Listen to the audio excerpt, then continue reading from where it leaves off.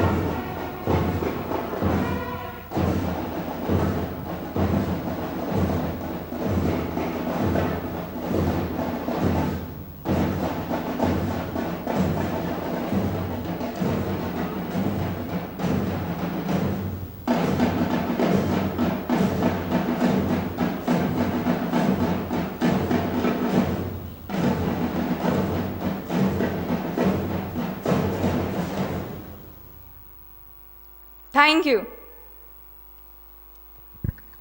Light is the symbol of knowledge, wisdom, and enlightenment. May I now invite our distinguished guests to light the ceremonial lamp and spread the radiance of learning and inspiration.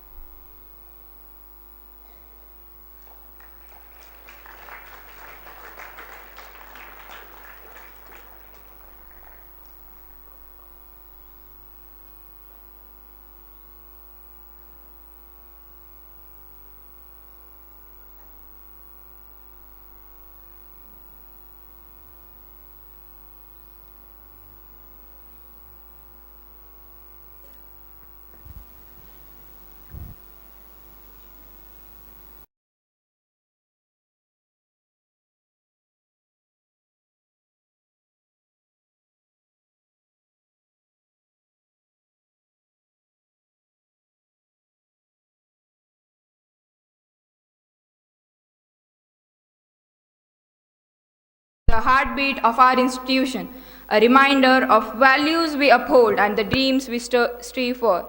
Every line reflects our commitment to excellence, discipline, and service. Let us allow its words to inspire us, strengthen our bold as a school community, and remind us for the noble ideas that guides our journey each day. I request everyone to please stand in attention and join in singing the school anthem.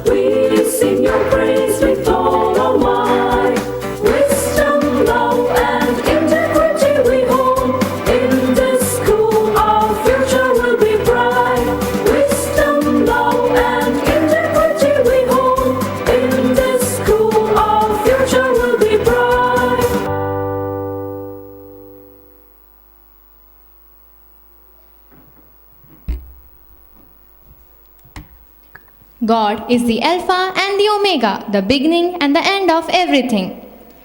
Let us now invoke the divine blessings on our debaters, our guests, and all present here. To lead us in prayer through the beauty of dance, we have Miss Radha Alse.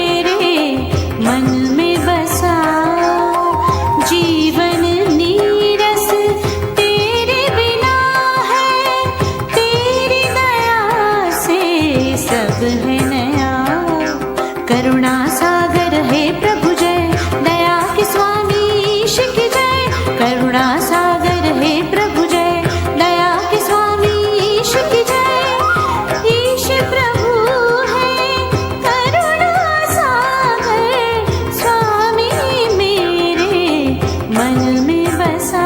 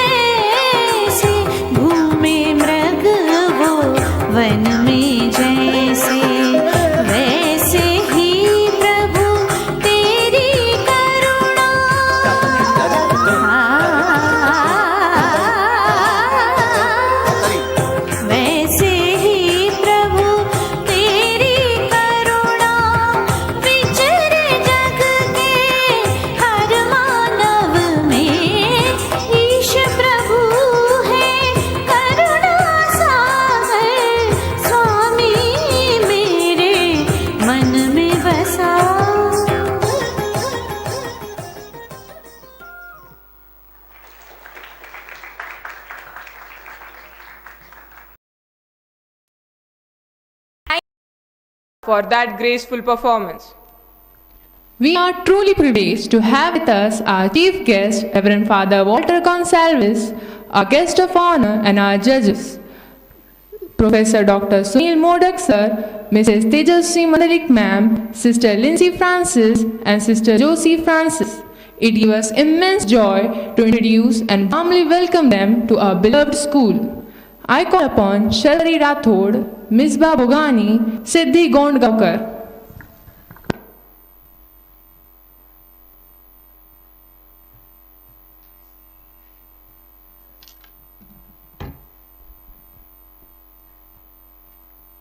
We are deeply honored to welcome our chief guest, Reverend Father Walter Gonsalves, a distinguished educationist and visionary leader in the field of school education. Father Walter has served for many years as the principal of Little Flower School and St. Xavier's School, Chhatrapati Sambhaji Nagar, where he was loved and respected for his gentle guidance, administrative excellence, and deep commitment to holistic education. Under his leadership, both institutions flourished academically and morally, fostering a culture of discipline, creativity, and faith. And his calm demeanor, inspiring words, and ability to bring out the best in both teachers and students have made him a role model for many. Even after years of dedicated service, Father continues to inspire through his wisdom, simplicity, and steadfast commitment to value-based education. We are indeed privileged to have him in our midst today. Please join me in extending a warm and heartfelt welcome to our chief guest, Reverend Father Walter Gonsalves. I request Praveen Sir to do the honor.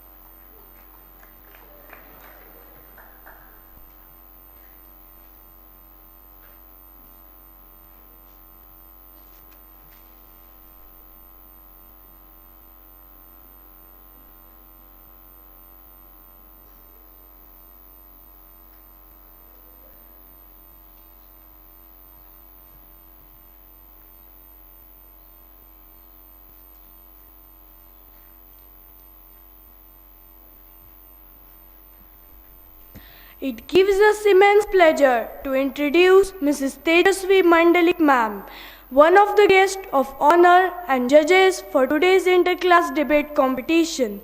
Ma'am is a dedicated and dynamic faculty member of Little Flower School, Chhatrapati Sambhaji Nagar. She is widely admired for her excellent communication skills, remarkable stage presence, and her ability to connect with students through creative and engaging activities. An accomplished anchor, Ma'am has successfully organized and hosted numerous school events with grace and confidence. Her commitment to nurturing young minds, encouraging critical thinking, and promoting the spirit of healthy competition truly reflects her passion for education. Her presence here today adds immense value to our event. We are truly honored to have her among us. Please join me in giving a warm welcome to Ma'am. I request Meenakshi Ma'am to do the honor.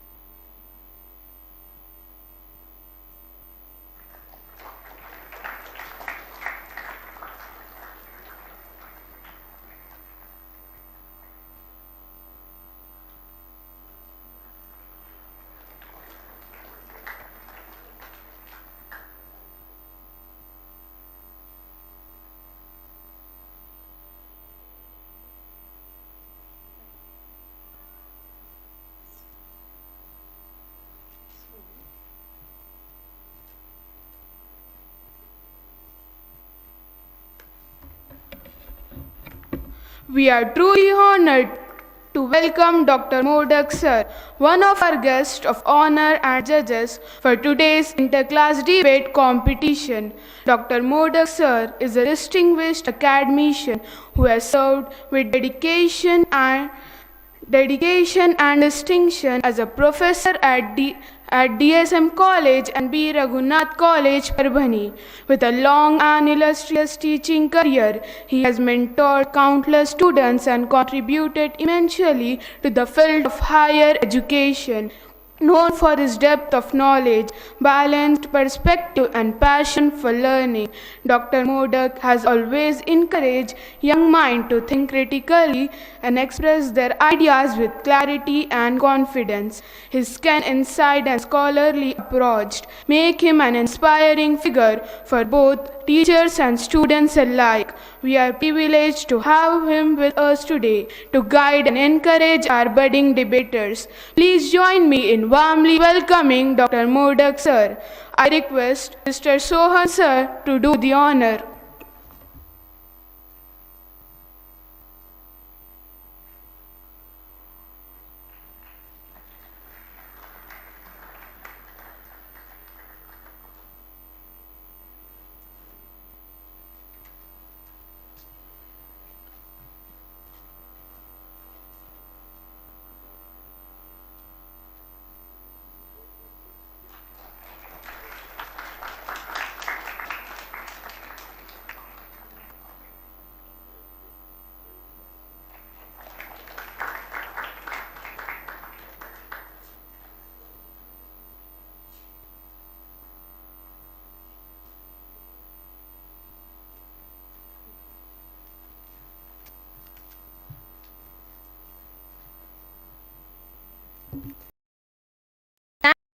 Welcome Sister Lindsay Francis.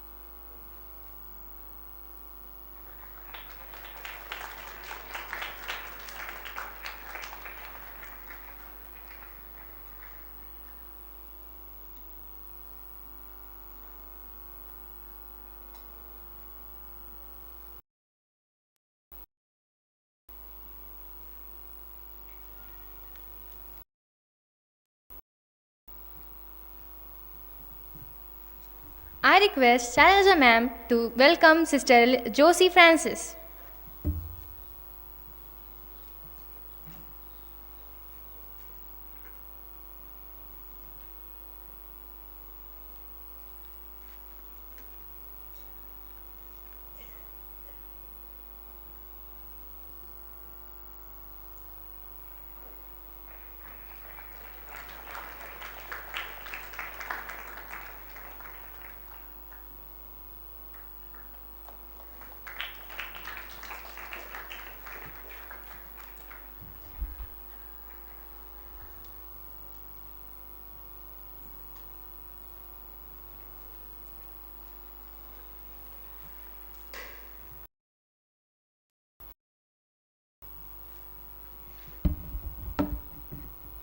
Thank you to our distinguished guest for accepting our lovely welcome, and thank you to our teachers and dear students for doing the honors so beautifully.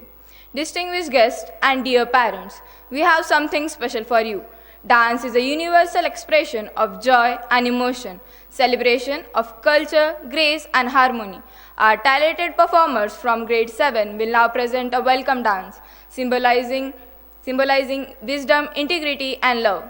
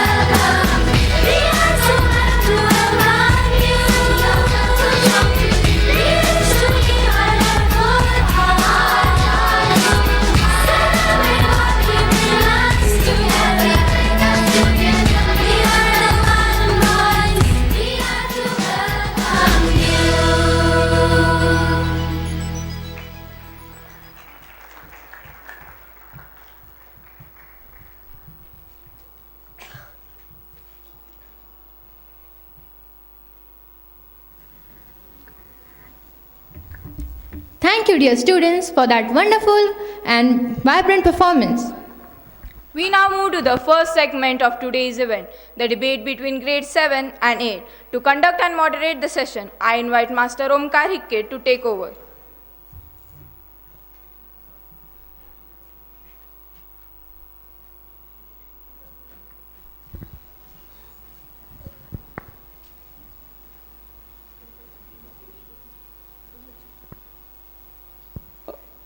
A very pleasant and blessed evening to one and all.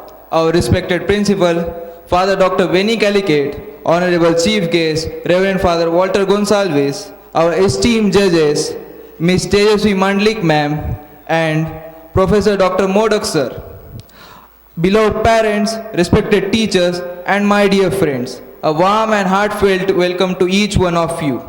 I am Omkar Hikke, and it gives me immense joy to welcome you all to this thought-provoking and intellectual stimulating event, the Inter-Class Debate Competition, a hallmark of Augustine spirit that fosters rational thinking, confident expression, and respectful dialogues. Today's debate focuses on a topic of vital importance in digital age. Social media should have an age limit. This topic encourages us to reflect on how a social media affects young minds, their safety, emotional well-being, and development. Should it be limited by age? Or is responsible? Use the real key. Let's find out what our young debaters have to say. The debate today is between two dynamic teams. Class 7, Team Proposition, speaking for the motion, and Class 8, Team Opposition, speaking against the motion. Let's welcome both the teams by a huge round of applause.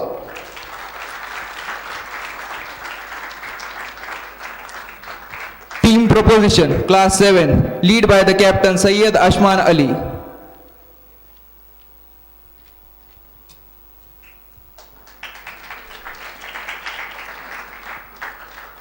The team members are Ishwari Bhise,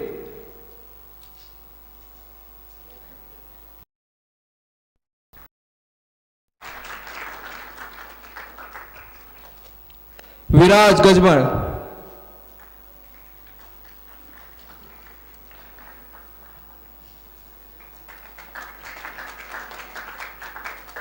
Mehereen Fatima,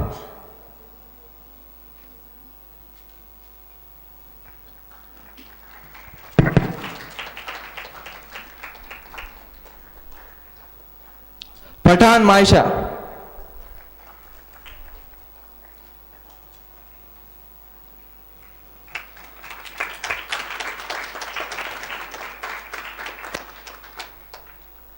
Umar Ali,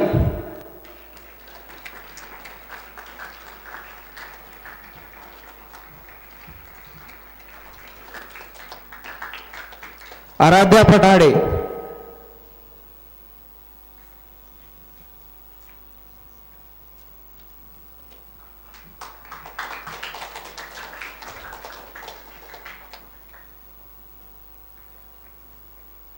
Team Opposition, Class 8, lead by the captain Sanskruti Pancha.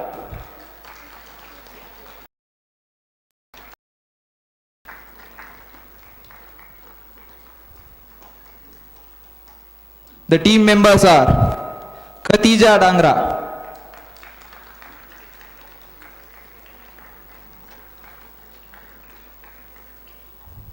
Khan Alina,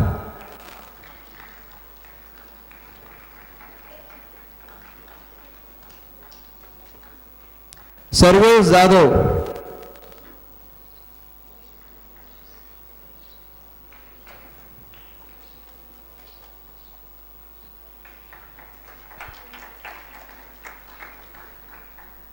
Madiha Fatima,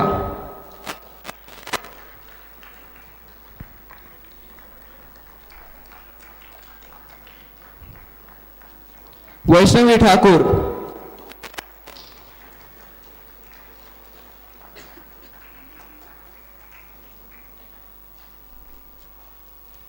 Manasvi Gunderao,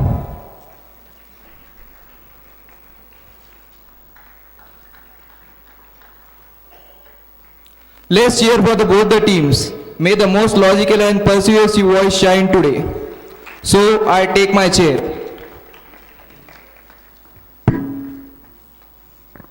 Before we begin, let me outline the rules of the competition.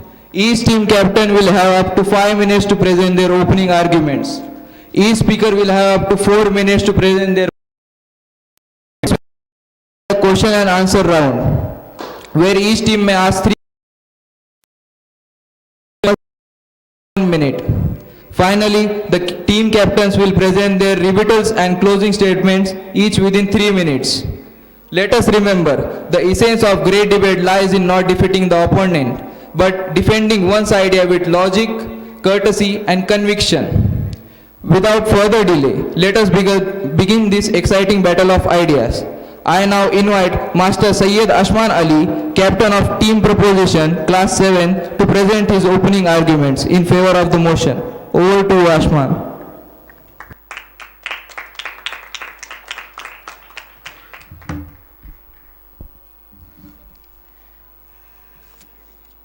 Good evening, respected judges, principal, teachers, and all my dear friends. I am Syed Ashman Ali, leader of class 7th, and I am here to propose the motion social media should have an age limit. Our rationale, brain, safety, childhood. 3 words, 3 reasons, 3 real life wake up calls. And yes, a few jokes so you stay awake. Let's roll. Why did a 10-year-old bring a ladder to Instagram? Because he heard the influencers were climbing the ranks and thought he needed a boost, literally. But seriously, kids under 13 are diving headfirst into a digital jungle without a map, a helmet, or a common sense. In 2019, a creepy avatar named Momo popped up on YouTube Kids. Yes, kids, telling children to harm themselves. A 12-year-old in Argentina took her own life after the challenge. Parents were clueless because the app looked safe. That's not a glitch, that's a gaping hole in system. Social media isn't a playground, it's a minefield. Now, what is the difference between 9-year-old and 19-year-old on Snapchat? 19-year-old knows the filters make them look like a dog, and 9-year-old thinks they are a dog and starts barking at homework. In 2023, a 11-year-old girl in Malaysia was bullied on TikTok live for her braces. Strangers called her mental mouth until she stopped eating in public. She was 11. Her mom only found out when the school counselor called. Where was the age gap now? Non-existent platforms let anyone in, then act shocked when kids crumble. Let's talk addiction. Studies from the Journal of Pediatrics show kids under 13 who use social media for 3 hours daily have a 60% higher risk of anxiety. That's not screen time, that's scream time. I once saw my 8-year-old cousin crying because her Roblox avatar got ugly boots. Imagine explaining a 3rd grader that virtual shoes aren't for tears. Counter arguments. But kids learn coding on YouTube. Yeah, sure, afterwards 47 cat videos and a tutorial on how to fake cry for sympathy likes. Age limits aren't censorship, they are seat belts. You don't let a 6-year-old drive a Ferrari even if they promise to signal. In conclusion, social media without age limit is like giving a kindergartner a flamethrower and saying, just toast marshmallows. We need a hard line, 13 and up, verified with parental control that actually work. Protect the kids, save the future, and let class 7 win the debate. Thank you. See you in the comment section. Thank you, Ashman, for your eloquent and confident presentation. Now, to present the opposing perspective, I invite Ms. Sanskruti Panchar, Captain of Team Opposition, to share her views against the motion. Stage is yours, Sanskruti.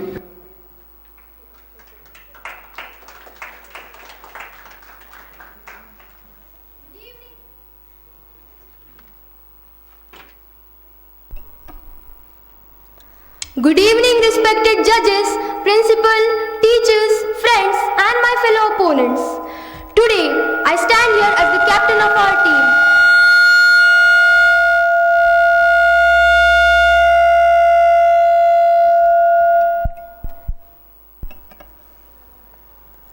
Today, I stand here as the captain of our team to oppose the motion that social media should have age limits. Well, hear me out. Social media is not a monster.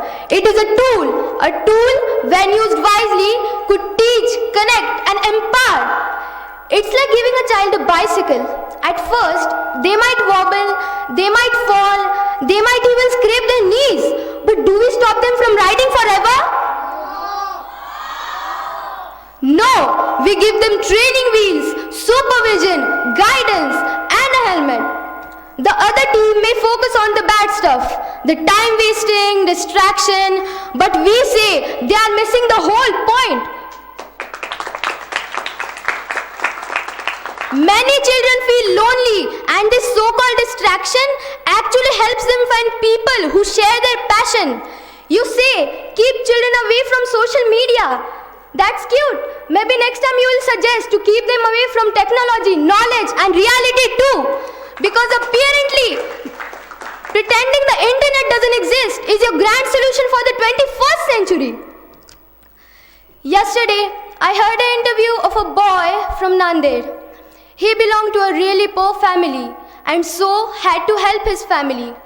He didn't use social media to post selfies. He actually used it to earn and help his family through social media.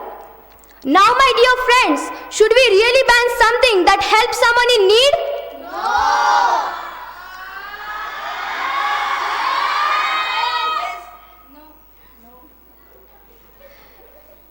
Let's also know about Salman Khan, the founder of Khan Academy, who started making simple YouTube videos, and now thousands of students are watching his video and learning for free. And this is all possible because of social media.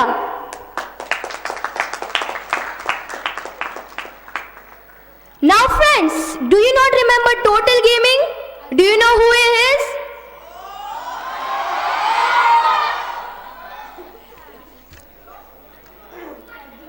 A famous YouTuber, Ajubhai. Social media helped him turning his passion for gaming into a full-time career, inspiring countless kids who love gaming. Social media gave career path to him. When we were caught in the grip of COVID-19, locked behind the doors of our room, Khabila May came into our room. He started using social media as a teenager. After losing his job through TikTok, he learned video creation, digital marketing, and future skills. This shows that social media helps young people build creativity, digital literacy that schools encourage themselves.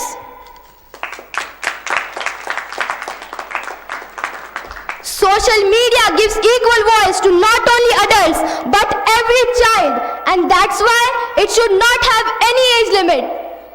In conclusion, let's be honest, age doesn't decide wisdom, attitude does. If a kid can handle online classes, create YouTube videos, and even teach parents how to use Instagram filters, why not social media? Let's not limit age, let's limit misuse. Because social media isn't just a platform, it's a playground for ideas, creativity, and connection. Thank you, and yes, you can like, share, and subscribe. Thank you, Sanskruti, for your persuasive and well-balanced arguments. Now we move on to the other speakers. Miss Ishwari Bise from class 7, please come forward to share your perspective.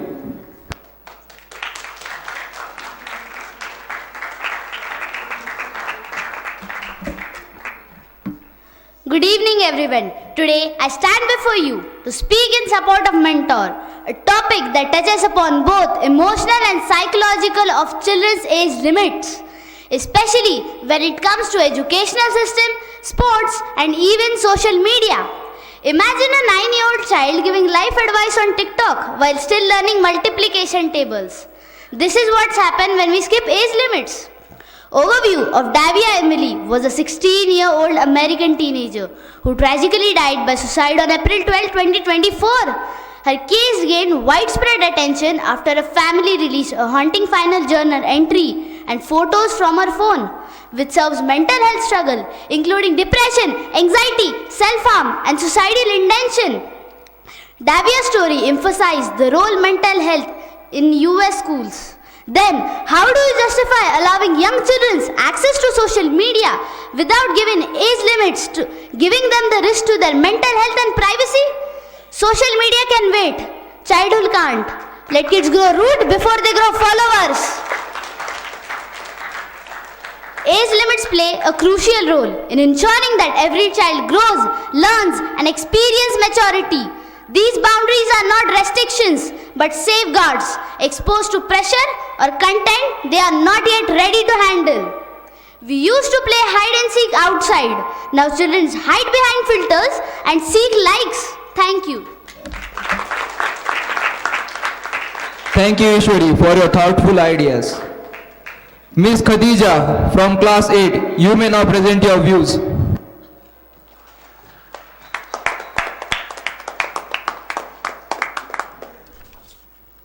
Good evening, respected judges, principal, teachers, friends, and my fellow opponents.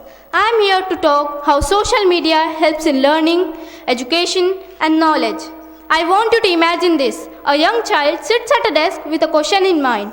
Why does the sky turn orange during sunset? Then he opens social media and suddenly they see videos, experiments, and diagrams showing sunsets in 3D. This is the power of social media. It turns curiosity into learning. It is a library that never closes, a classroom without walls. Some people may argue kids will just scroll and waste time, but honestly, children can waste time doing anything. Staring out of the window, daydreaming, or even flipping pages in a textbook while not paying attention like most of you do in class. So, think about COVID lockdown. Many students could educate only because social media allowed virtual learning, group discussions, and sharing study material. Without it, millions of young minds would have faced a gap in education. And it's not just about schoolwork. Social media also teaches real-life skills. Problem solving through tutorials, research skills by fact-checking content, and communication by sharing thoughts and asking questions. A perfect real-life example is Alak Pandey. Who is he? Yes, physics wala. He started teaching physics from his small room in Allahabad because he could not afford expensive coaching. Using social media and YouTube, he shared free lessons, and today millions of students across India learn from him. This proves that social media, when used wisely, is not just for entertainment, but a powerful tool for learning and spreading knowledge. After all, education has meaning when it reaches every child, not just a few. Social media also encourages collaborative learning. Students can form online groups, share tips, or even help each other in real time. Imagine a shy child who never speaks up in class and suddenly they are teaching others online, being popular, and some examples are famous teachers like Alak Pandey from Physics Wala, Baiju Ravindran from Baiju's, Khan Sir from Khan GS Research Center, and many more. This is the power of social media. They all started small and today they are teaching millions across India and became millionaires. Will you not protest if they ban social media, YouTube, Snapchat, WhatsApp? Will you support me? Yes! I want you to grow. I want you to get good grades in studies. I want you to succeed in future. These people are protesting against social media, not allowing you to use social media. So, will you still support them? No. So, banning social media doesn't protest children. It limits the opportunities to grow, learn, and explore. Finally, if a 13-year-old child wastes time on social media and on the other hand second learns coding there, is it fair to ban social media for both of them? No. Finally, education isn't just about memorizing facts. It's about learning, exploring, and questioning. Social media used wisely enhances all of this. Thank you. Excellent points, Khadija. Master Viraj Gajmal from class 7. Over to you.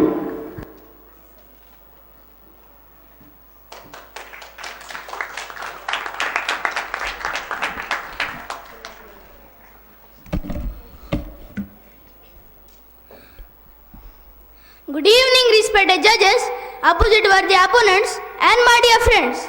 I am Viraj Gajmal. I rise to speak in favor of the motion that mental health concerns for underage users real and must be taken seriously. In today's digital world, children and teenagers are growing up surrounded by screens, social media, and online constant interaction. What seems like harmless scrolling and often lead to the comparison, insecurity, and emotional exhaustion. Every like, document, and share becomes a measure of self-worth. The result, rising levels of anxiety, depression, and loneliness among young users. Underage users are at a vulnerable stage of life. Their minds are still developing. Their sense of identity is forming, where they are exposed to cyberbullying, unrealistic beauty, or peer pressure online. It can deeply affect their mind, confidence, and mental stability. Research world, excessive screen time, and poor mental health in young people. Some may argue that mental health issues are exaggerated, that kids just need to be stronger. But I strongly disagree. Telling a second child to just deal with it is telling someone with a broken leg to just walk it off. Mental health deserves some attention and care as a physical health. A case happened in Adarsh Nagar in Delhi. A 15-year-old boy died by suicide at his home in Delhi for spending too much time on mobile games and negative studies. Police said the decrease, a resident of Lal Bagh area, was found hanging from a ceiling fan by his family. He was rushed to a hospital where he later succumbed, officials added. The best filter was social media, a parent guidance, and a healthy dose of common sense.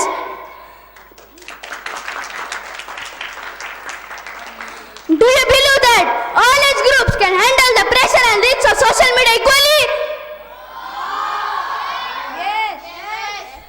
Find your people, share your passion. Behind the screen, life is still real. Social media for kids is like giving them a driver's license without driver's ed. It's a recipe disaster. Kids on social media are tiny humans in a big wide digital jungle. Someone needs to bring snacks or a map. Thank you. That was a convincing argument, Viraj. Miss Khan Alina from class 8, kindly take the stage.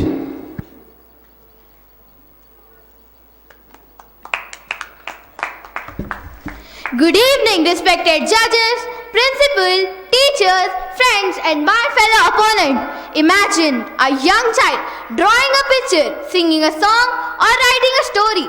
Traditionally, they would show it to their families or friends. Some may appreciate it, some may not. But social media changes that. Suddenly, the world became their audience.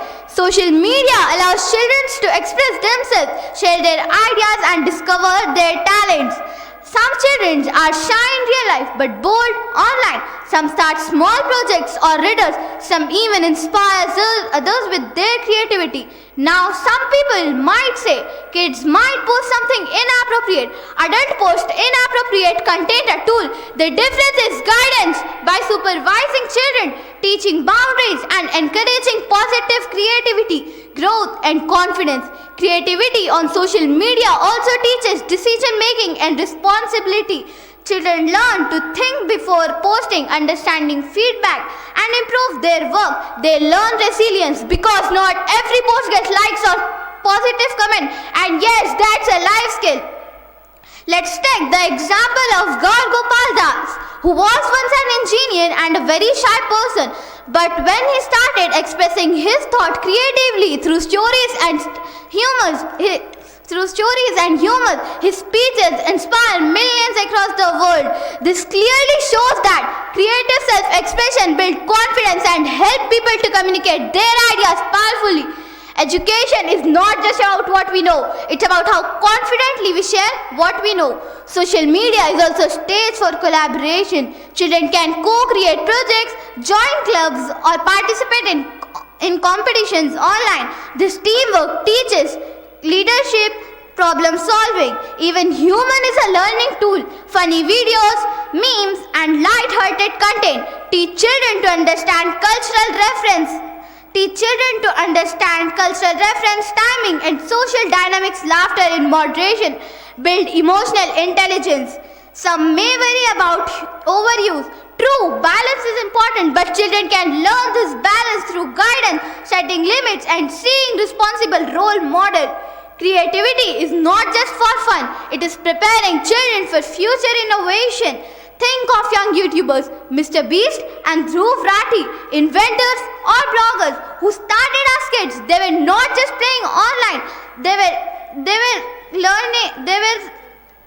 learning skills that could define their careers. I know that many of you might have your own YouTube channel. Will you allow these people to ban that?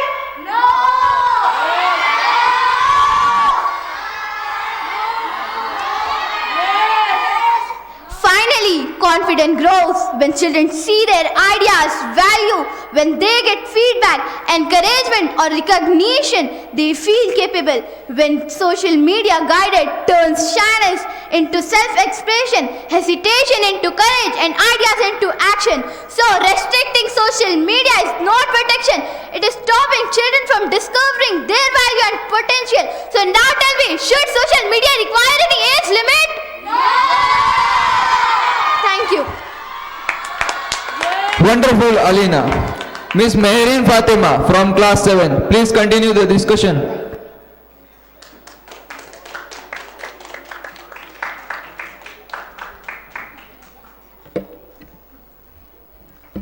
Freedom without guidance is like giving a sword to a child. Good evening, respected judges, teachers, and my dear friends. Today, I rise in the favor of the motion. Social media should have an age limit. The more children use social media, the more they get away from their parents. Children are just like kites, and parents hold their string. The trick is not to pull too hard, but also not to let go too soon. We think that parents were born in the dinosaur age with no Wi-Fi or Instagram and definitely no idea with what Snapchat streaks are. But they may not have Wi-Fi, but they surely had Li-Fi. Let's be honest. Social media has become every teenager's oxygen. If you take away their phone for 5 minutes, they look like they have lost Wi-Fi and the will to live. But behind those likes, shares and filters lies a dark truth. Children are being exposed to the things online they can't emotionally or mentally handle. What started as a tool for connection has now become a trap of comparison and distraction. Teenagers are measuring their worth in likes and followers, not in real life achievements. Parents today proudly say, my child is a tech savvy, but forget to ask, is my child safe? Their child can hack the Wi-Fi passwords, but can't hack their own emotions. The tragic Arushi Talwar case of India showed how misuse of technology and a lack of supervision can lead to unimaginable consequences, emotional trauma, invasion of privacy. Do we really want that to be repeated in every household?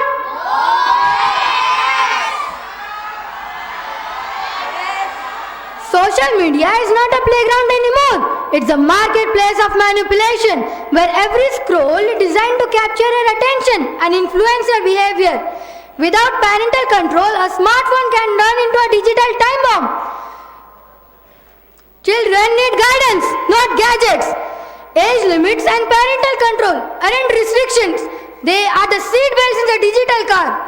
You wouldn't let a 10-year-old drive a car, right? So why would you let them drive through Instagram traffic? Friends, we love to say, I want freedom. But freedom without guidance is like giving a Ferrari to someone who just learned to ride a bicycle.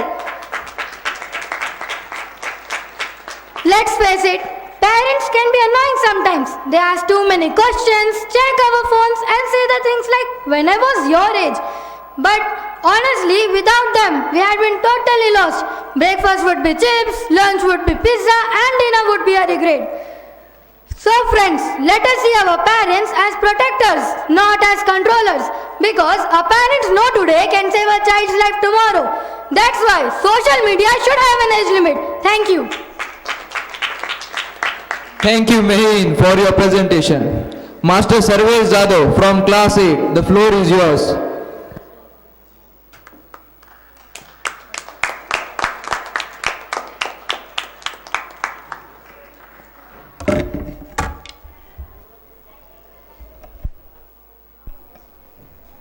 Good evening, respected judges, principal, teachers, friends, and my fellow opponents.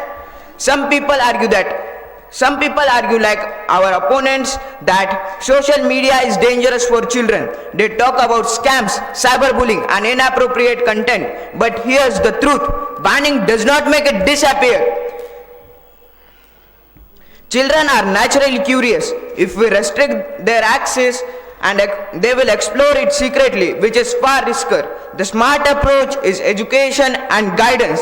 Children can learn to protect personal information, identify fake news, scams, handle disagreements politely, report harmful content. Think about it. Social media can be a training young for responsibility, just like learning to cross the street safely.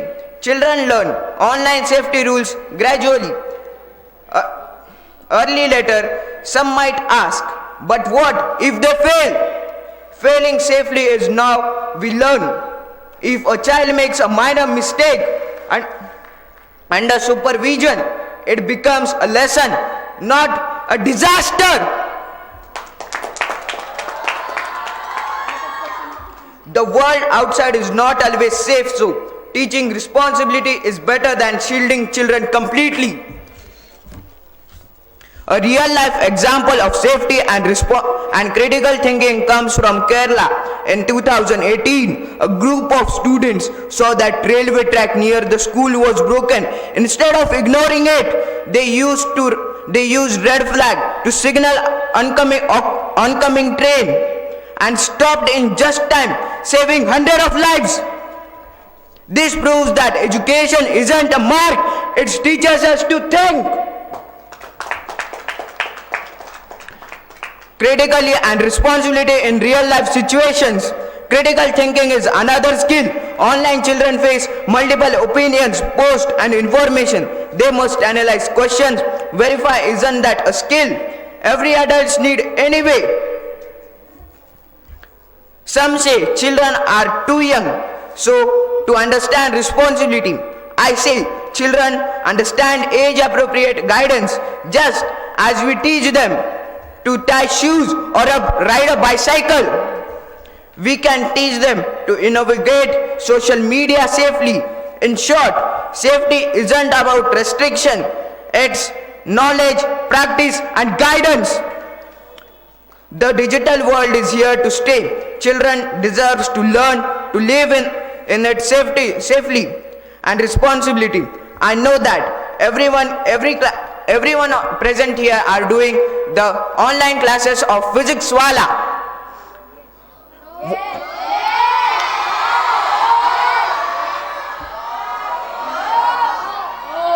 What do you mean by Physics Wala? Of course, a social media.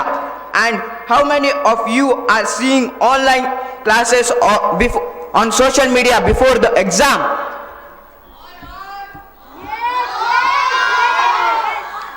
I know that my opponents are also doing like this, but they will not accept it. I will not allow them to destroy your future. And we have caught them that they were taking all this crap from social media. How can they say that teenagers or Gen Z can't use social media? If there is no social media, there will be no Gen Zs at all. Our respected guest only encourage the critical thinking. It can be done by a social media. If a child solves the problem of class 10th but he is in class 5th, he is using social media there. And if he use book, it will be a height because the book's language are typical.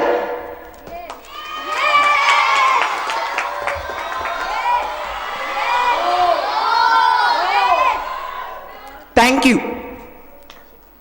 Brilliantly stated, Sarvesh. Miss Pathan Maisha from class 7, your turn to speak.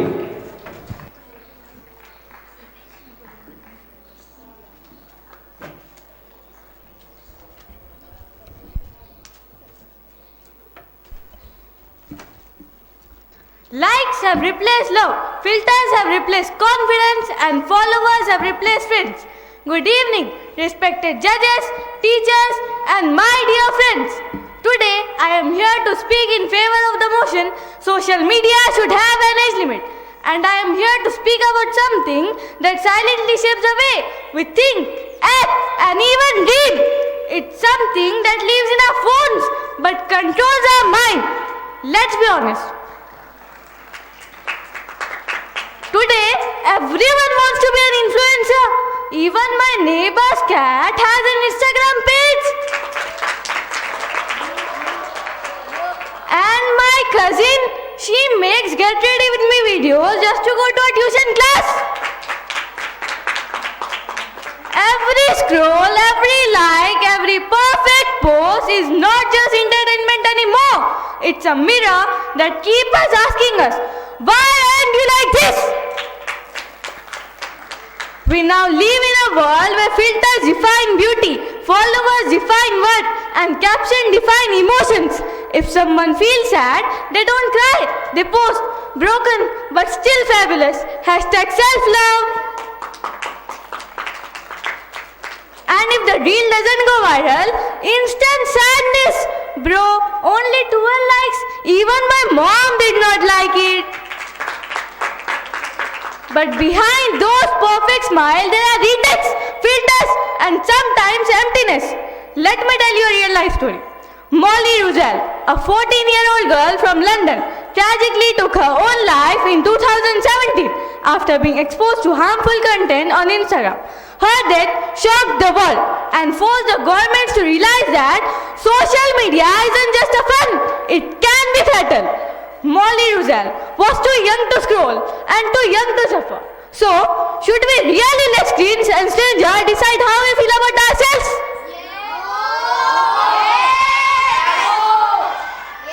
The danger isn't in being influenced, it's in being controlled. When young minds chase trends instead of truth, fame instead of focus, and likes instead of life, we stop expressing ourselves and start copy-pasting others. That's why social media must have an age limit, not to stop us, but to save us. Because if there is no age limit, soon we will see babies as influencer. Hi guys, welcome to my channel. Today I am reviewing milk. Taste is 10 on 10 and my mood is sleepy today. But here's what, no influencer can sell originality. The best trend is being real and the best post you can ever make is your true self.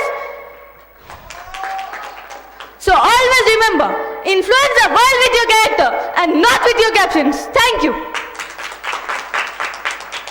Very impressive, Maisha. Miss Madhia Fatima from class 8, please share your perspective.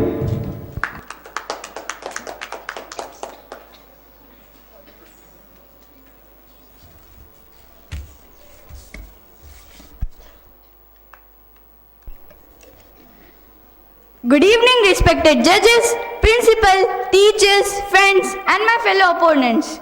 Today, let's talk about something we all love, connection. The need to connect social media is not just about entertainment. It's a bridge that connects friends, communities, support, and emotions. Imagine a child moving to a new city. No friends, no familiar faces. He finds peers with similar interests. Then he joins online groups of coding or painting. Then he suddenly feels understood. He finds new friends, mentors, and a sense of belongings. Now, let me tell you a real-life story of friendship, empathy, and connection. Comes from COVID-19 lockdown. A student from Delhi named Aditi saw a tweet from another friend in Lucknow asking for oxygen for his father. She immediately shared the post and helped connect NGOs that saved his father's life. Later, they became close friends. Proof that social media, when used with empathy, can create real bonds and save lives. It's not just about followers, it's about being human. And speaking of real life examples, our very own team captain, Sanskriti Panchal, before starting her YouTube channel, she wasn't confident at all. But to every day with over 10K subscribers. She found her voice and her talent.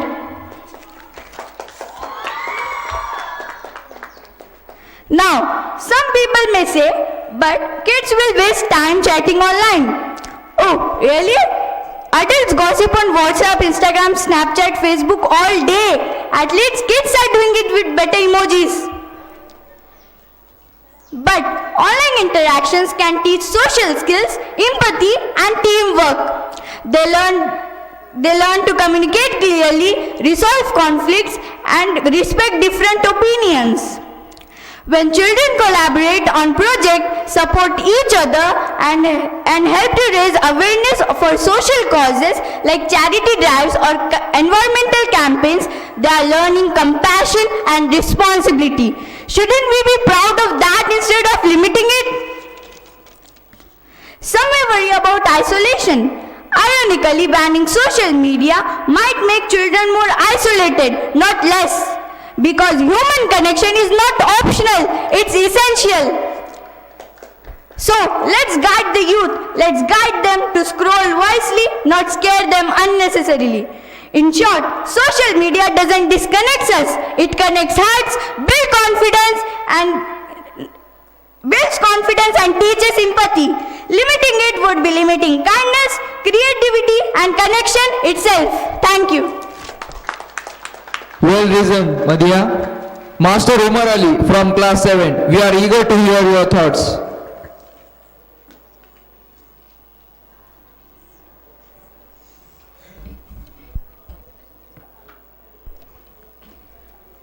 Good evening, respected judges, teacher, my worthy opponents, and awesome friends. I, Umar Ali, stand in the favor of motion. Social media should have an age limit. Let's start with a question. Who here has seen a 10-year-old boy arguing with a cartoon dog on TikTok? That's not critical thinking. That's critical scrolling. Today I say yes, social media must have an age limit. Because social media tricks your brain. It shows only funny or angry videos. You never learn to ask, is this true? Like eating only ice cream and telling it healthy diet. Social media locks you in an eco room. You like one video, then all video become the same. No new idea, no real thinking. Like talking to a mirror, which says only you are right. Young brains are still growing. Scientists say, before 16, your thinking button is still under construction. No age limit. That's like giving a 5-year-old a flamethrower and telling just don't bust the house down. My opponent might say, we use it for studies. One notification and the book's forgotten. Study is equal to books plus brain, not likes plus filters. So in end, yes to age 16. Because we want smart thinkers, not scrolling zombies. Let children play, read and dream first. Then join social media when they are ready to lead. So let's decide today. We will hand over children's mind to algorithm or we will protect their future. Thank you. That was strong and confident. Miss Vaishnavi Thakur from class 8, kindly come forward.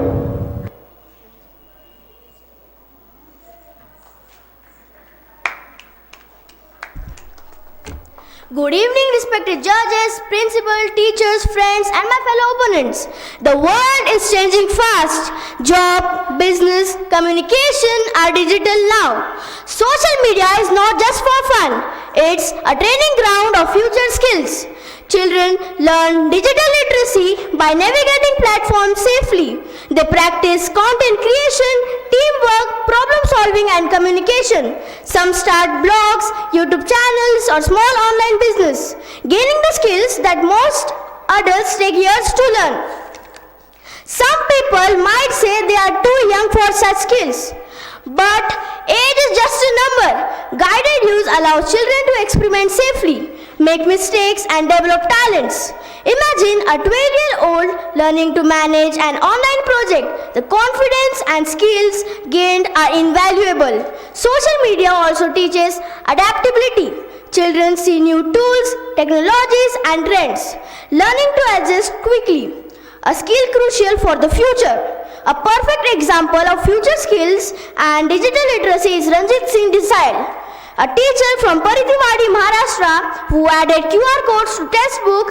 This helped children access video lessons of technology, changed the way students learn, and even earned him the Global Teachers Prize in 2020. It's also about expanded opportunities. Social media can open doors for scholarships, contents, mentorship, or collaboration. Banning access will deny children their chance to shine and grow.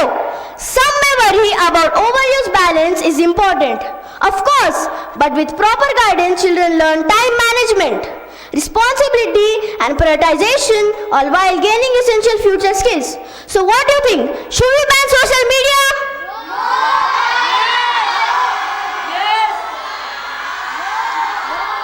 In short, social media prepare children for the digital future, transforming curiosity into competence and opportunity.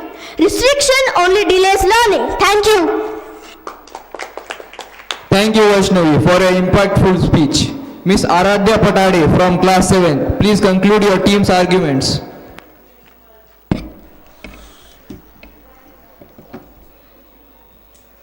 Good evening, respected judges, teachers, principal, and all my dear friends.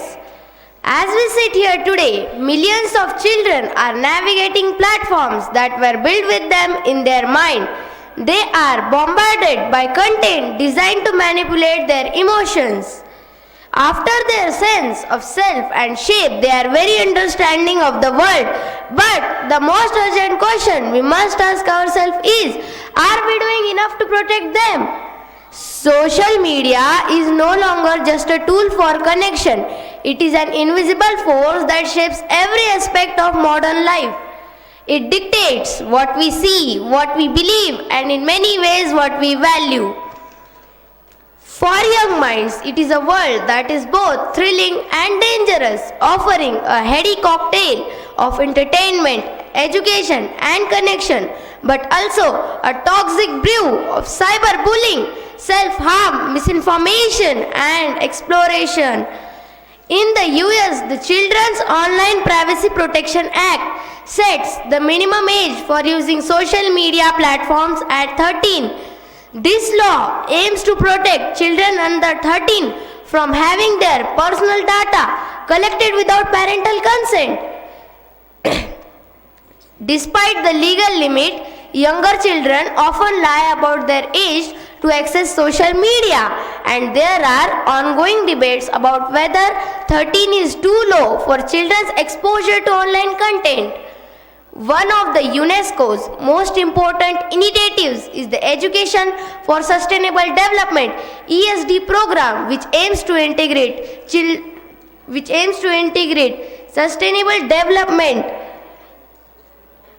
into education at all levels. Social media without an age limit is like letting toddlers drive a Lamborghini, fast, fun, and about to crash. Thank you.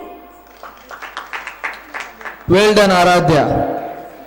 Miss Manasvi Gundera from class 8, please conclude your team's arguments.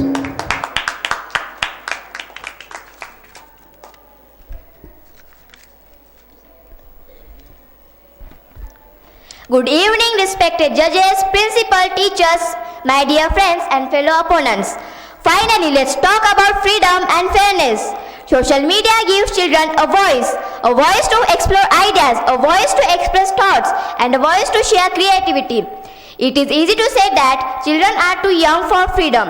But learning from freedom gradually under guidance is how responsibility develops.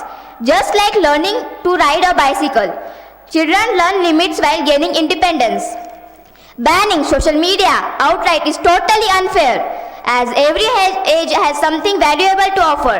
Why to tell a 10-year-old curious child that you are too young to connect with peers or share your creativity? But instead, we should teach them that how to use freedom responsibly. Social media also prepares children for real life. It teaches decision making, ethics and consequences, and communication in diverse groups. These lessons are impossible to be taught in isolation. By engaging with social media under supervision, children learn life skills safely. The members of the opposite team may think that children will do something wrong. I think the only argument they got is delete the app. But actually they need to download some logic in their minds. A real life example of freedom, fairness and life preparation through social media is the story of Karthik Aryan, a student from small town who learned digital skills using social media platforms like YouTube and Instagram. He used that knowledge to achieve success. Social media gave him freedom to learn fairness of opportunity and real life skills for his future. It clearly shows that when used smartly, social media is not waste of time. It is a window of opportunity. Some may fear mistake. Yes, mistakes happen. But early mistakes under guidance are lessons, not disasters. We become stronger by learning, failing and improving. And social media is a safe practice ground. It is wrong to say that social media should be banned for children. In reality, they are just snatching our opportunities. They just want to take away our creativity and connection with people. And then, still do you people agree with them? No. Definitely not.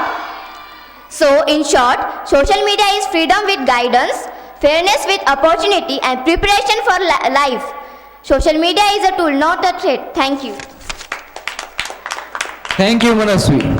Now comes one of the most exciting parts of today's debate, the question and answer round. Team proposition class 7 may now put their 3 questions to team opposition class 8. Each answer must be concise within 1 minute.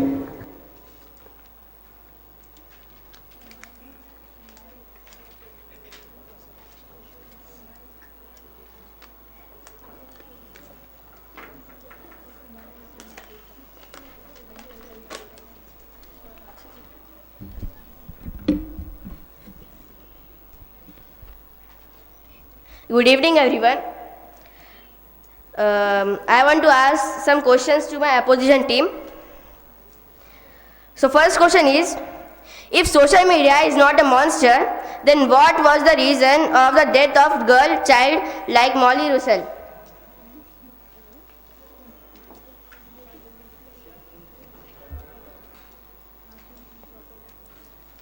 It was because lack of guidance by parents. It was not like that. It was not. Parents were not paying attention. No. One question, one answer. Stop. No question over question. The second question is, if book language are difficult, then why do you guys come to school? Speak clear, please. If book language is difficult for you, then why do you guys come to school? We come to school because school shows practical learning and social media allows virtual learning.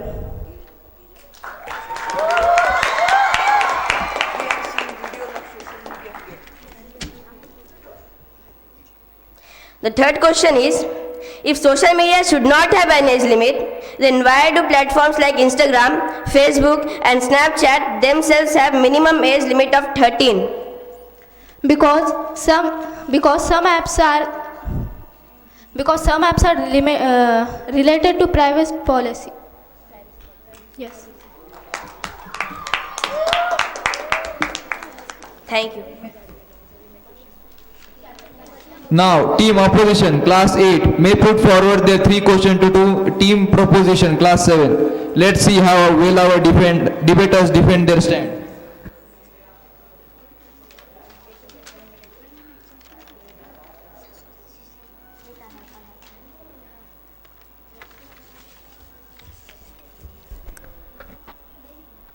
So my question is, why to punish all the children for the mistake because of a few? Why to punish all the children for the mistake because of a few?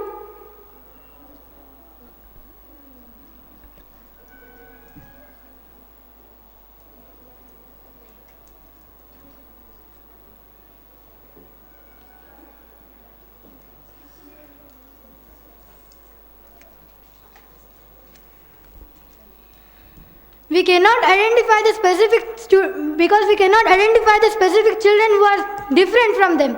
We cannot identify which children are safe and which children are not. We can treat all the children in the same way.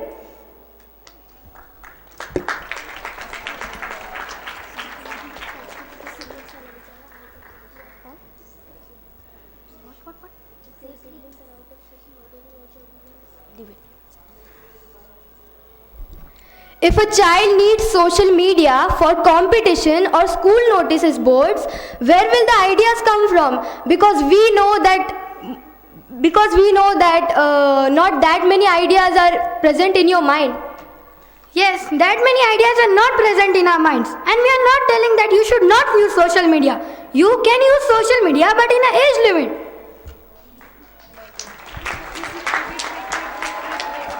You want to go?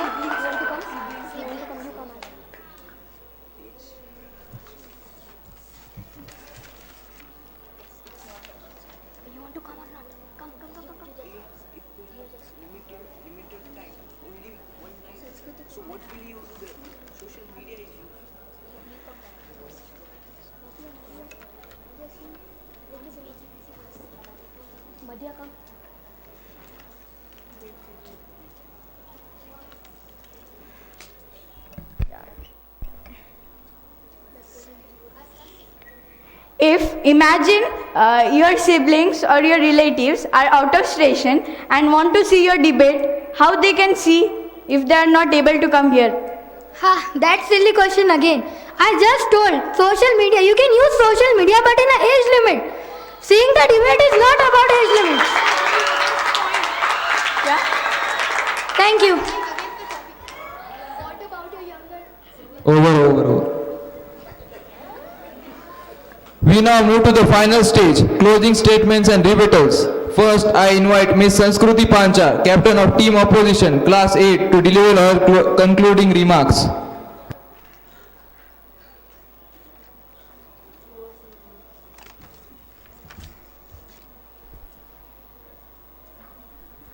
One of you said social media is no longer about connection. Then tell me, are we talking to a 2.0 version of our friends on Snapchat, or did you create a new version of Snapchat that is children friendly? If we restrict social media, how do we prepare students for this digital world where online collaborations and learning are essential? Children need to connect to social media just about like it's a bridge that connects friends, communities, and emotions.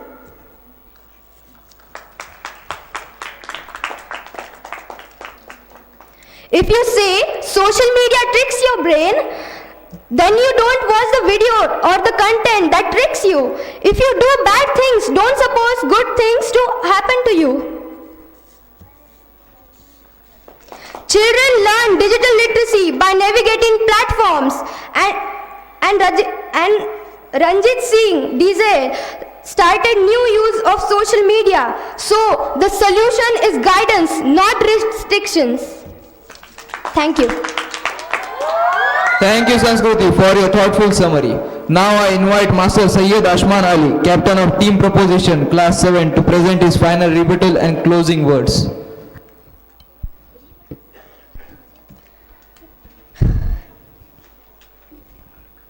Good evening, everyone. As you know my name is Ashman. As my opposition captain said about total gaming, or we can call him Ajju Bhai. Do you know, by following him, many children have ruined their childhood by the addiction of video games.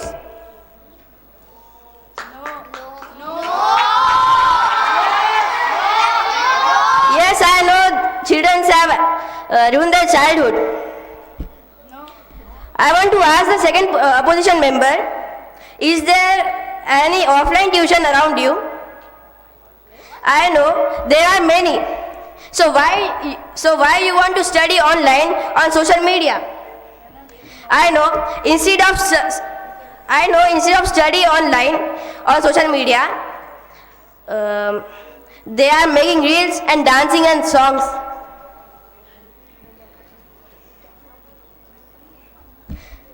And I also know children can be creative by the social media, but not for any education, educational thing, but for the reels. In conclusion, social media is too harmful for children. It can ruin our childhood by harming our thinking and our eyesight. Do you want to ruin your childhood? No! By this, I think no one want to, and I am also included in it. Thank you. Thank you, Ashman, for your inspiring conclusion. What an engaging and passionate display of intellect, confidence, and clarity. Let's give a huge round of applause to all our debaters. Now it's time for a quick audience poll. If you are agree with the motion, please say yes. If you are against the motion, please say no.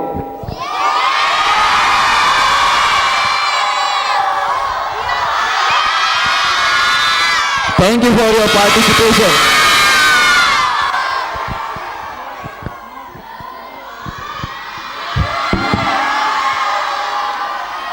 On behalf of St. Augustine English School, especially both the teams, I extend heartfelt gratitude to our honorable chief guest, respected principal, esteemed judges, beloved teachers, participants, and audience for your time, attention, and encouragement.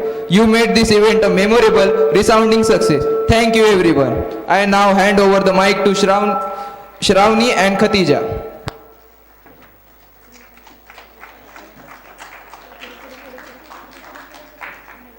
Give them a big round of applause for 7th and 8th.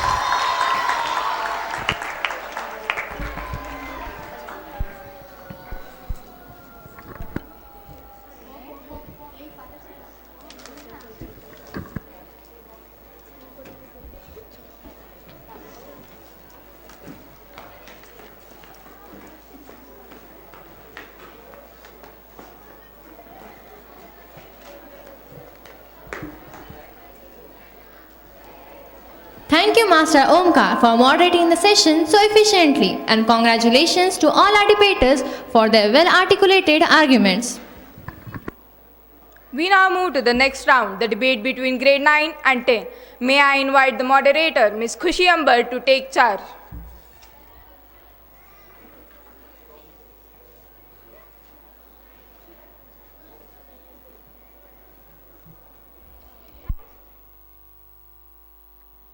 Thanks to our wonderful speakers from classes 7 and 8 for that insightful and spirited exchange of ideas. Let's give them another round of applause for their commendable efforts.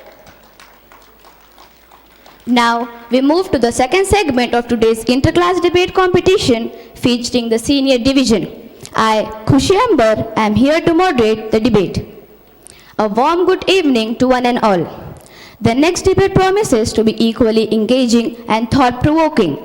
The topic before the House is Celebrity Culture is Ruining the Values of Indian Youth. This topic challenges our young debaters to explore the influence of fame and media on today's youth, their dreams, attitudes, and choices. We now welcome our two dynamic teams to the stage. Class 9th, Team Opposition, speaking for the motion, and Class 10th, Team Opposition, speaking against the motion. A big round of applause for both teams as they take their position.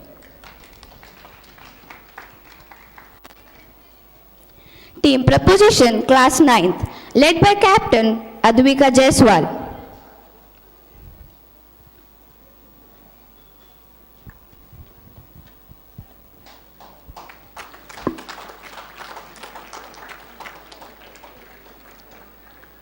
The members are Khan Rabia,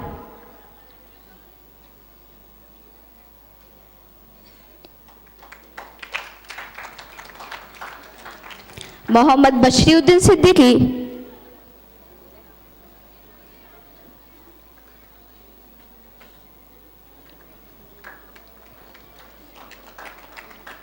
Aradhya Sawant,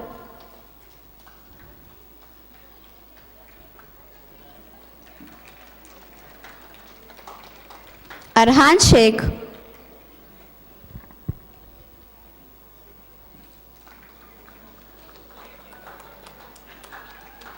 Amrit Laut,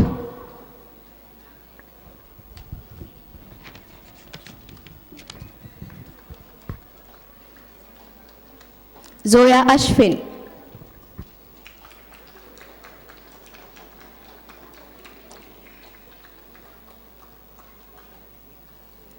Team Opposition Class 10th, led by Captain Saurabh Sheikh.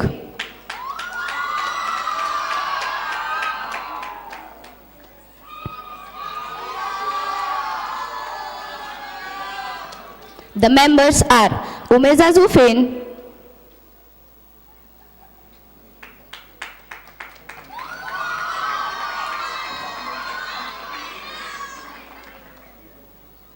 Ved Deshmukh,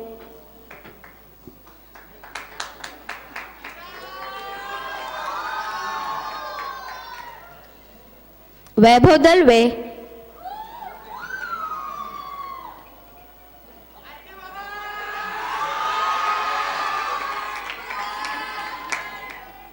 Anshika Gautam,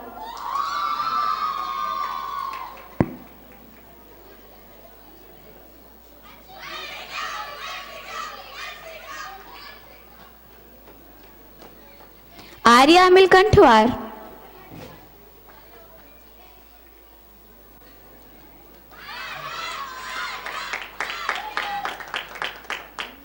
and Sia Daswani.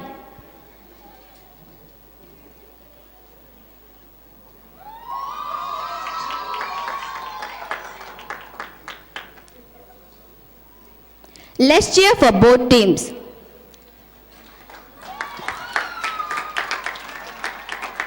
May logic, clarity, and confidence shine through their words today. So I take the chair.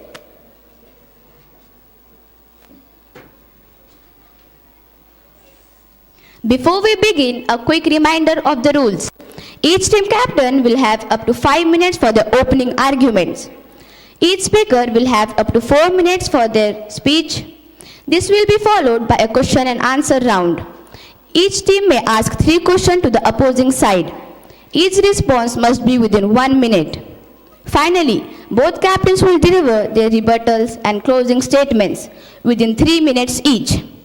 Let's remember, the true spirit of debate lies not in the opposing, but in the pursuit of understanding and truth. Let the battle of ideas begin. I now invite Ms. Advika Jaiswal, Captain of Team Proposition, Class 9, to open the debate with her arguments in favor of motion. Over to you, Advika.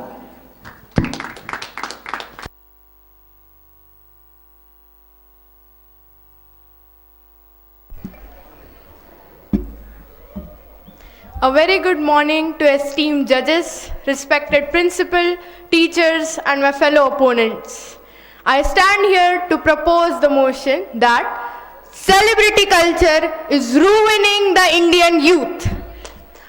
I'm not here to give a speech. I'm here to give a reality check, because whether we accept it or not, but celebrity culture has become the most dangerous addiction in our country. Yes, addiction. You heard it right. Addiction. It's like a drug. The only difference is that a drug can be cured with rehab. But once you're addicted with celebrity culture, there is no treatment. We don't follow celebrities anymore. We worship them. We scroll, we copy, we compare, and then we call it inspiration.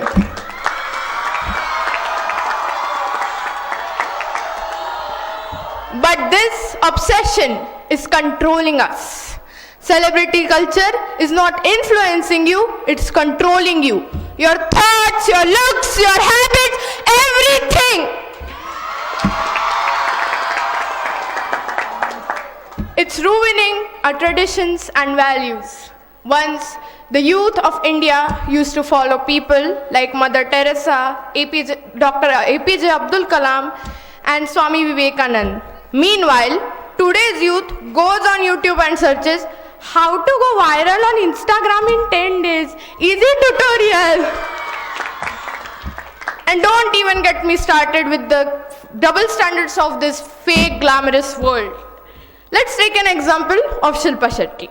Shilpa Shetty promotes yoga, healthy lifestyle. Meanwhile, she has a restaurant in Mumbai which was taken to court for selling fake paneer, and you want the youth to imitate her? You want the youth to imitate her? They say don't gamble, and then they promote betting apps like Rummy Circle and Dream 11. So basically, they say what they don't even practice. And these lies have real consequences. A young fan named Bharat ended his life because actor Puneet Rajkumar passed away. So, is this love or is this obsession? Is this entertainment or is this emotional blackmail? Celebrity culture has become a curse. It wastes time and creates insecurity. It makes us feel that I am not enough.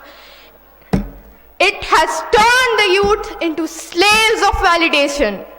This isn't growth, it's a silent destruction. So, let's stop calling it celebrity influence and let's call it what it truly is. A shining, smiling curse that's wasting the time and destroying the youth of India.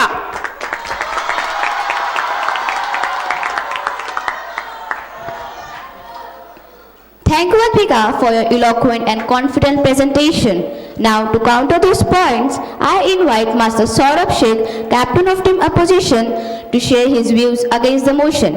The stage is yours, Saurabh.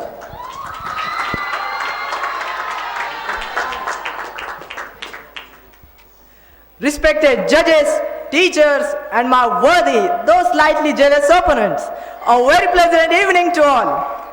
In a world where fame travels faster than truth, everyone wants the spotlight, everyone dreams of spotlight, but only a few dare to handle its heat. You know what's funny?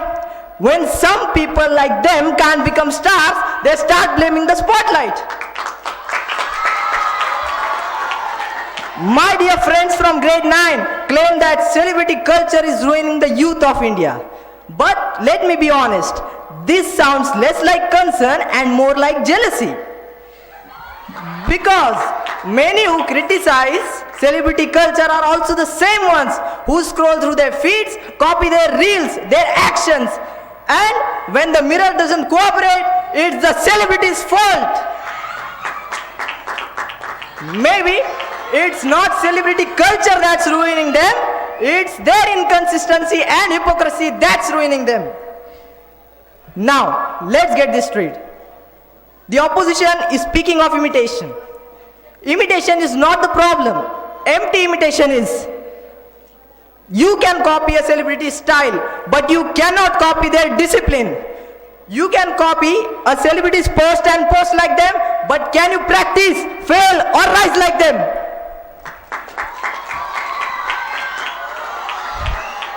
Celebrity culture isn't about vanity or greed. It's about ambition, achievement, and inspiration.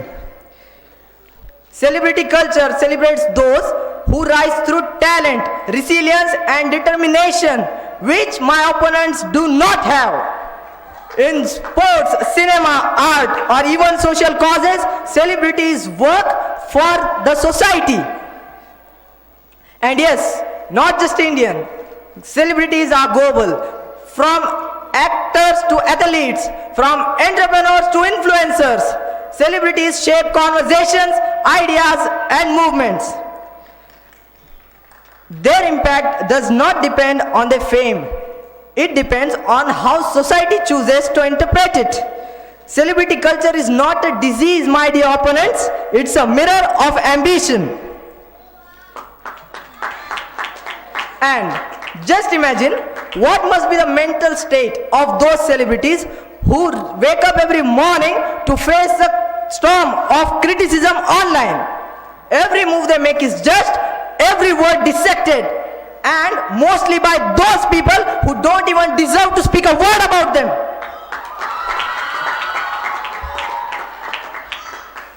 Remember, How few days ago, Harmanpreet Kaur, Jemima Rodriguez and Smriti Mandana, the youngsters of the Indian team, through their hard work and resilience, lifted the ICC Women's Cricket World Cup for the first time in Indian history.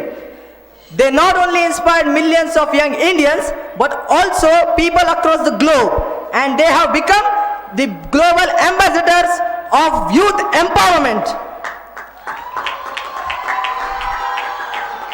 Now may I take a moment and ask the girls of opposition, are you not inspired or influenced by those women? Would you not like to be women like them? Or are these celebrities ruining you or building you? Winning you! Celebrity culture inspires millions of young Indians to dream beyond their boundaries. It tells every student from a small town that success does not require a surname. It requires patience, grit, and determination. A few decades ago, fame was privileged for a few, but today, a smartphone and skill can turn obscurity into influence, which encourages all the youngsters to do what they don't think they can do. Celebrity culture teaches lessons, no textbook covers, communication, digital awareness, personal branding. And many celebrities don't just shine, they serve. They build hospitals, fund education, support disaster relief, and inspire social change. And my dear opponents argue that youth are being ruined because they copy celebrities. I say, that's good. If imitation leads to fitness, confidence, self-expression, then we all should copy the celebrities. You see, every coin has two sides. My opponents seem too focused on the scratched one. But just because one side has flaws, we don't throw away the coin, we use its value. No field in this world has all perfect individuals. Likewise, we shouldn't condemn the good in celebrity culture. We should appreciate what it has. It's easy to mock celebrities, my dear opponents, but it's impossible for you to match their courage, hard work, and their efforts. This isn't a generation lost in fame. It's a generation learning from it. And with that, I would rest my case, not because I have done speaking, but the truth has already been spoken. Thank you. Thank you, Saurabh, for your persuasive arguments.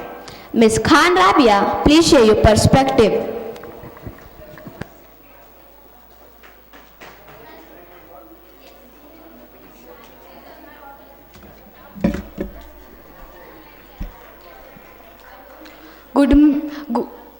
Good evening, respected judges, teachers, and my worthy opponents. We all are aware that children are getting influenced by songs. Actress Tamanna Bhatia once confessed in an interview that today's children eat their meals while watching songs. Songs so weird, so inappropriate that they distort innocent minds.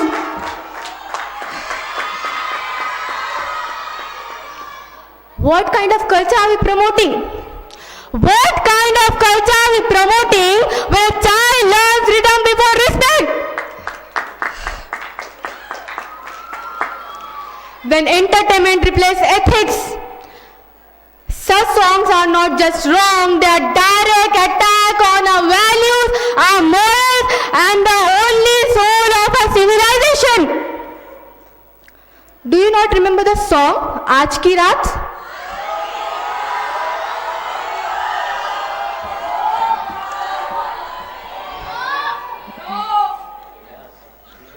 Movies are destroying the essence of family system. There was a time when movies brought families together. But today's films, they divide more than they unite.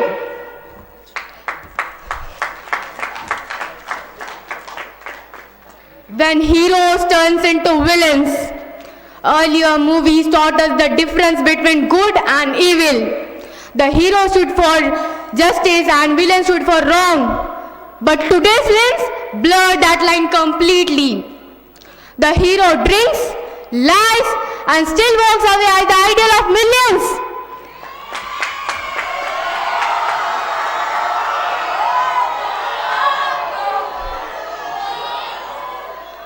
And what happens next? The youth begin to believe that being rebellious is being powerful and being wrong is being cool.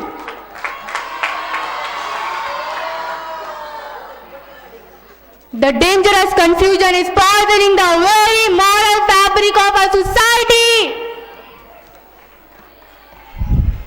When celebrities promote online gaming app, many popular celebrities and promote advertise online gaming, because of which today's youth waste a lot of their time playing games.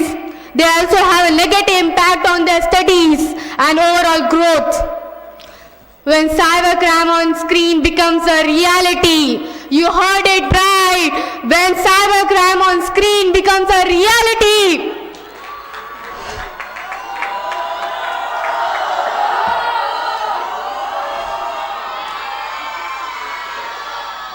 Many films and web series that glamorize cybercrime can inspire youth to hack or steal online. So yes, celebrities are not inspiring us, it's infecting us. From reels to reality, from clicks to clarity, we choose truth, we choose humanity.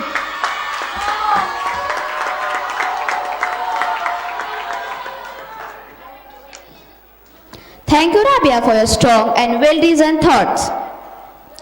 Miss Arya Milkantuar, kindly take the stage.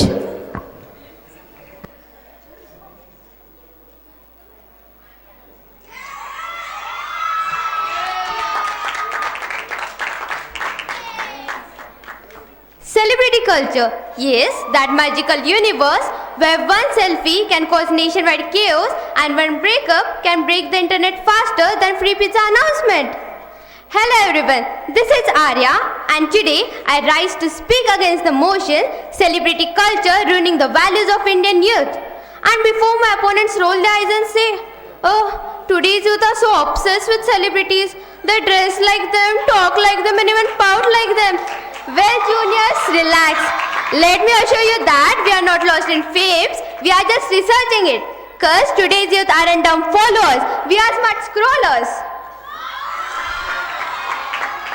And let's be honest that if in today's world when someone hears celebrity, they just remember movie stars dancing around trees or Ananya Pandey saying, see, I can touch my nose with my tongue.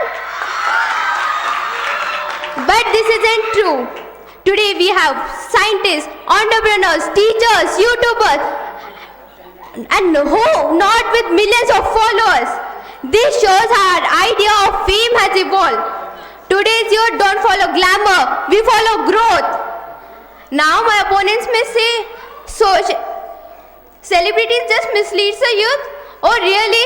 The youth who can tell fake news from facts in 0.5 seconds, the youth who can spot AI generated videos faster than their parents can find the remote. Do you really think that today's youth is that blind and dumb that they don't even understand between right or wrong? Come on guys, this is Gen Z era. Celebrity culture is not ruining the values of Indian youth. It's helping us question the ones that were never right to begin with.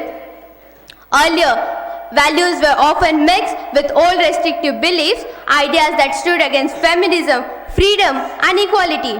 But today, seeing strong women and open-minded men has helped youth understand that respect, equality and individuality are the true Indian values. We haven't lost our minds, we have just stopped confusing silence as respect and control as culture. It's totally unfair to blame celebrities for issues actually created by irresponsible social media. My dear opponents, are you focusing on celebrities or social media? The youth aren't following faces, we follow minds. We follow people like Sandeep Maheshwari for life lessons and Pragnananda for mental strength. We see Ira Singhal Singhal topping the UPSC exam, cracking the barriers, and Vyomika Singh conquering the sky and serving our motherland India.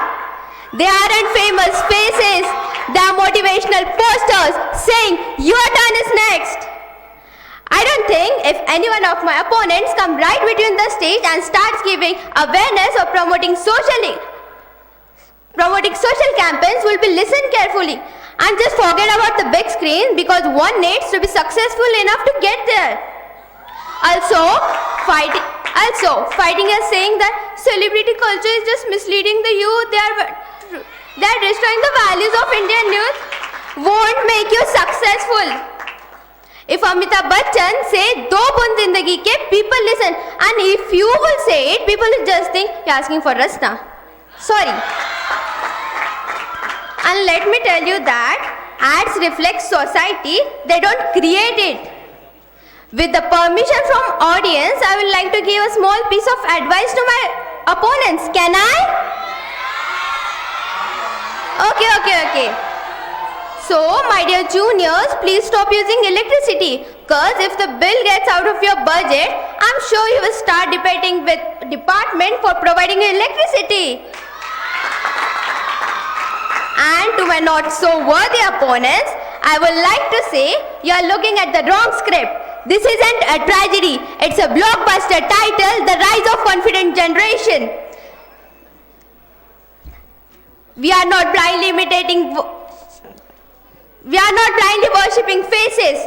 We are strategically borrowing courage, discipline, and big dreams from the people we have in abundance. Youth is leading, youth is winning, and we are winning. Thank you.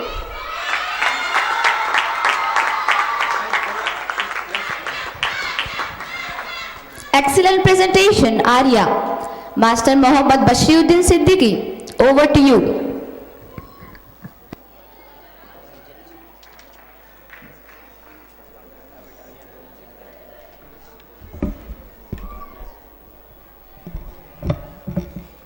Greetings to everyone present here. Celebrities were once known for talent, but today they are famous just for waking up in the morning. And what's dangerous isn't fame itself, it's the obsession it creates among young people. Teenagers today worship celebrities like gods, copying their hair, their fashion, and even their breakups. Their moods rise and fall with every Instagram post. Instead of building their own identity, they are living someone else's filtered fantasy. This obsession is eating away time, energy, and focus, the very things that could actually make them successful. When your confidence depends on how much you look like your favorite celebrity, your self-worth starts to die. Celebrity culture has turned admiration into addiction. It's a world where imitation has replaced individuality. And look at the celebrities we have today. Puneet Superstar, Dolly Chaiwala, people who became famous for doing absolutely nothing. Kaptan Saab, do they have discipline? Are these your role models? Are these your inspiration, my dear opponents? Really, are they?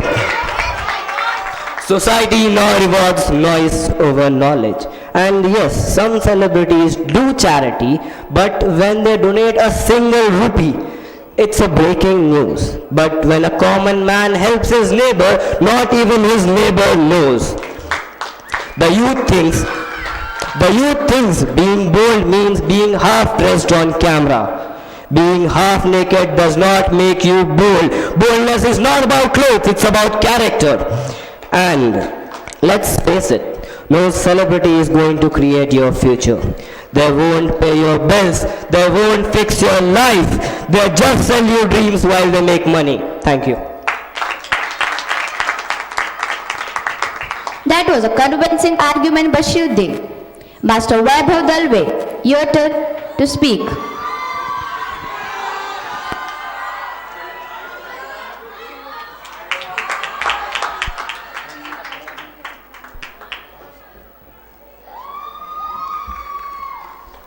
What an irony, isn't it?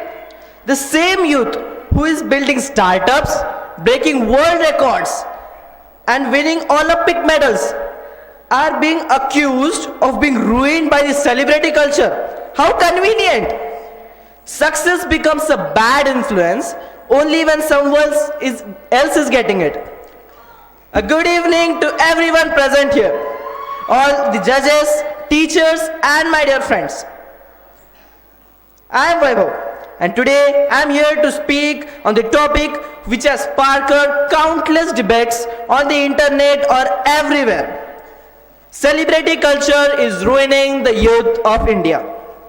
Well, I believe it's time we look with a sharper lens. A good one, a true one. The truth is simple. Celebrity culture isn't corrupting the Indian youth, it's constructing them. Because in a country where dreams once felt distant, celebrities turned them into directions. Every time a film releases, hundreds of families earn their livelihood. Every time a cricketer earns a century or enters an Indian company, the company grows from local to global. And not just with glamour, but with a grit. When Shah Rukh Khan film hits theaters, it's not about the popcorns being sold, it's all about the enjoyment, employment, and excitement. Now let's talk about some soft power. The kind of power which doesn't use any weapons but still win hearts. When A.R. Rahman won an Oscar, the world doesn't hear a song, it hears the soul of India. When Virat Kohli scores a century, the stadium doesn't cheer for the batsman, it's for the nation. Our celebrities are global ambassadors. They motivate, they inspire, they praise their hard work, and they fuel up the economy. Whereas these people bark something shit about them. These people just don't represent themselves, they represent their own failure. A wise generation doesn't just watch stars, they study them. Our youth aren't blind followers. They admire discipline, dedication, and determination. They learn patience from Dhoni, persistency from Mary Kom, and perfection from A.R. Rahman. Now my opponents would say, but celebrity endorses junk food, luxury brands, and sometimes nudity. Well, I call this bullshit! Yes, there are some movies, web series addressing nudity, but they are rated for your age. They are not for 8 plus or 10 plus. If you are underrated, why you watch them? Why you wanna speak about them? Why you wanna talk about them? Why you wanna elaborate the discussion? If someone says corruption, they find reason to blame. If someone sees creativity, they find reason to build. Because the world doesn't shape us, it shapes how we look at it. So blaming celebrities for your bad search results is like blaming Google for searching yourself something bad on it. It's not what's shown, it's what you click. As a great philosopher, Swami Vivekananda said, "Arise, awake, and do not stop until the goal is reached. Don't these words enlight the fire of hope and passion, don't they?" When Amitabh Bachchan endorses a brand, it's not just an ad, it's a trust being marketed. That's how Indian brands rise from local to global. And that's evolution of influence. And here the question rises, does the celebrity culture encourage poor education system?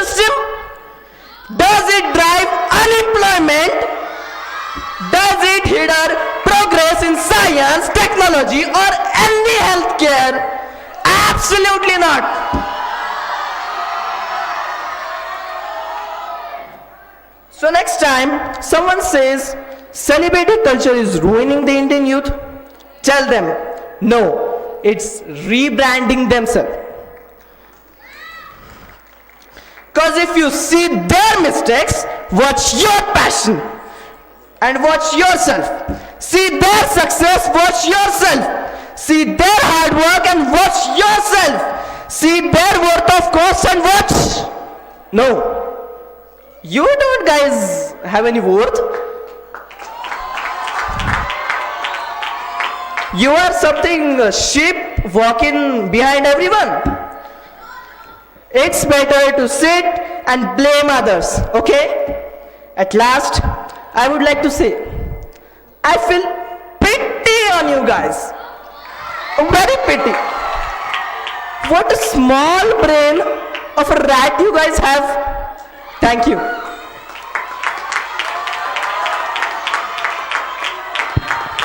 Well done, Vaibhav. That was impactful. Master Aradhya Sawant, please continue the discussion.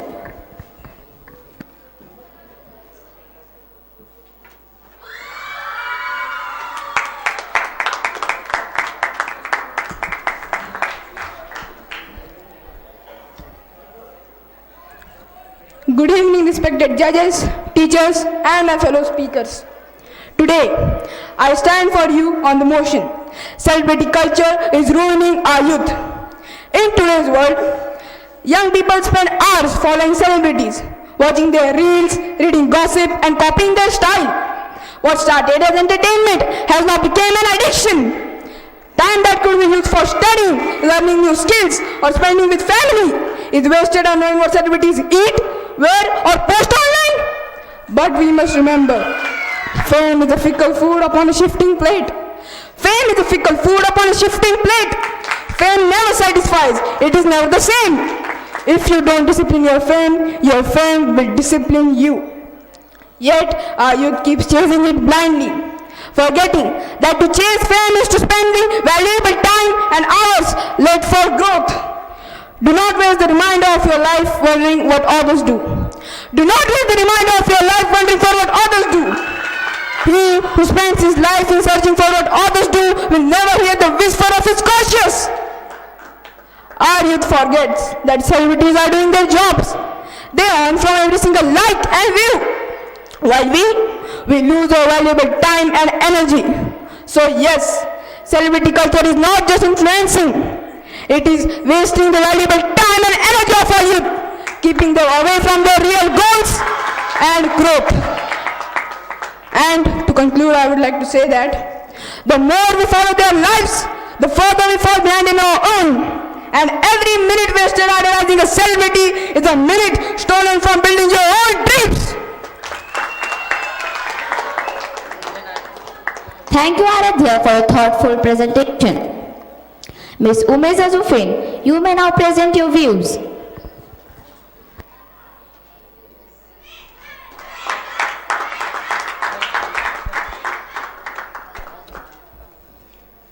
Imagine life as a grand stage, and in this grand stage, the youth of India are the actors, the dreamers, and the doers. But every actor needs a script, a map, and a beacon of light to guide them through the fog of doubt and confusion. And where does this light come from? From the celebrities, the role models, who in the unique way illuminate the path for us. Good morning, respected judges, honorable teachers, and my dear friends. Today, I stand before you to speak strongly against the notion that celebrity culture is ruining the youth of India. Instead, I believe it is actually inspiring them. It is showing them that dreams, no matter how big, can come true with efforts, talent, and persistence. Do you think that the youth of India are so easily fooled by the glimmering lights of stage that they forget the sweat behind the performance? What do you think the celebrities are showing us? Do they sit on a golden throne untouched by failure? Certainly not. they stumble, they fall, and they rise again. And that's the story the youth see. They don't just see the results, they see the struggles behind it. Are celebrities perfect? Of course not. We have seen the controversies, the dramas, and the scandals. But guess what? They are humans. They make mistakes, they grow, they learn. They show us that success is not a straight golden path. It's a winding path full of bumps, hiccups, and maybe a few reality TV appearances. My dear opponents, instead of attacking the role models we have today, maybe we should focus on what can we learn from them. Instead of blaming them for the ills of the society, maybe we should acknowledge that we are learning from them the real power of resilience, hard work, and a little bit of glamour. After all, what's wrong with being inspired by someone who dares to dream big and achieve bigger? MS Dhoni, a small town dreamer from Ranchi, now a cricket legend, proves that patience, resilience, and relentless efforts carve the path to greatness. So, let me ask you a question. If you really think that the celebrity culture is ruining the youth of India, then why are so many of them still working harder than ever to make a better life for themselves? Maybe, just maybe, the problem is not the celebrity culture, but the way we choose to see it. Celebrities don't just entertain, they encourage, they inspire, they remind us that with hard work, passion and perseverance, we too can shine. Thank you.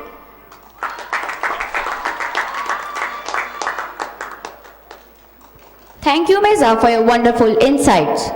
Master Arhan Sheikh, we are eager to hear your ideas.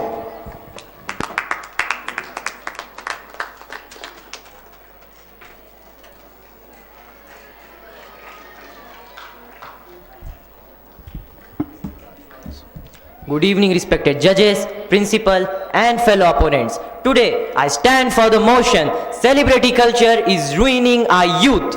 We are living in an era defined by constant connection, where the flashing lights of celebrities are no longer confined to the silver screen, but beam directly into the pockets of our young people 24 hours a day. This is not been entertainment. No, it's a pervasive, harmful, and ultimately crippling influence that wraps their reality, destroy their self-esteem, and distract them from true achievement. Celebrity culture as it exists today is a plague on aspirations and mental well-being of our youth. Celebrities and influencers present an airbrushed, digitally enhanced facade of perfection. Youth, especially girls, compare their raw, unfiltered reality to this manufactured ideal. Beyond looks, celebrity culture is inextricably linked to hyper-consumerism. It tells the youth that worth is measured by luxury cars, designer brands, and extravagant lifestyles. We increasingly celebrate people who are famous for being famous, whose wealth and recognition are a result of viral movement, scandal, or simply a manufactured public persona rather than any meaningful contribution to society. Finally, celebrity culture curses the youth by creating a distorted and unrealistic perception of success, happiness, and the real world. It fosters the damaging illusion that monumental success and wealth are easily and immediately attainable. Celebrity culture is not a source of harmless inspiration. It is a Trojan horse of insecurity, materialism, and misplaced priorities. It delivers a toxic cocktail of perfect lies, low values aspirations, and unrealistic expectations, leaving behind a generation distracted, disillusioned, and struggling with self-worth. It is a fundamental curse on the mental health and potential of our youth. Thank you, Arhan.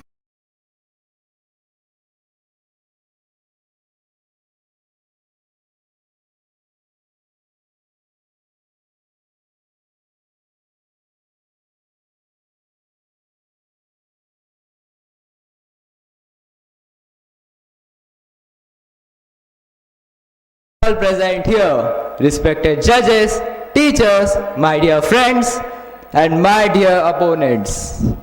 Myself, Ved Sunil Deshmukh, and I am standing here to oppose the motion. They say fame can blind, but I say if used right, it may not blind, but it may brighten up. Now, let's be honest, the moment someone says celebrity, the first picture that flashes in our mind may be the red carpet, the luxurious car, luxurious lifestyle, and someone saying, no comments please, still posing for 10 photos more. But that's just the trailer. The real movie begins when the lights shut off and the heart switches on. Because today's celebrities, they are just selling the brands, they are building beliefs. They don't just chase fame, they channel it. They don't just post for followers, they post for a cause.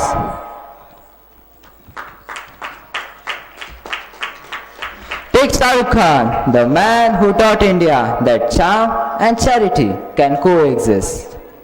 Behind that $1 million smile, he quietly helps acid attack survivors and underprivileged children. Also, he funds the schools and the hospitals. That's not the romance on the screen, that's the humanity of the screen. Virat Kohli, aggression on the field, but compassion off it. While he smashes ballers, he is also smashing stereotypes, supporting animal care and children's education. He doesn't just play for India, he plays for a change. And let's not forget Deepika Padukone, the beautiful lady. She turned her pain into purpose. When the world expected glamour, she said grit. When society whispered, stay silent, she said, let's talk. That's the courage wrapped in the entire elegance. Then there's comes Sonu Sood, the lockdown legend. When half of the Bollywood was baking banana breads at their home, he was the person baking the hoops on the road. No cape, no camera, just the commitment. And how can you forget Mr. Ratan Tata, the man with a pure grace? He doesn't need to trend, the kindness follows him. And now comes Sudha Murthy, the queen of simplicity. While others post quotes, she writes them through her life.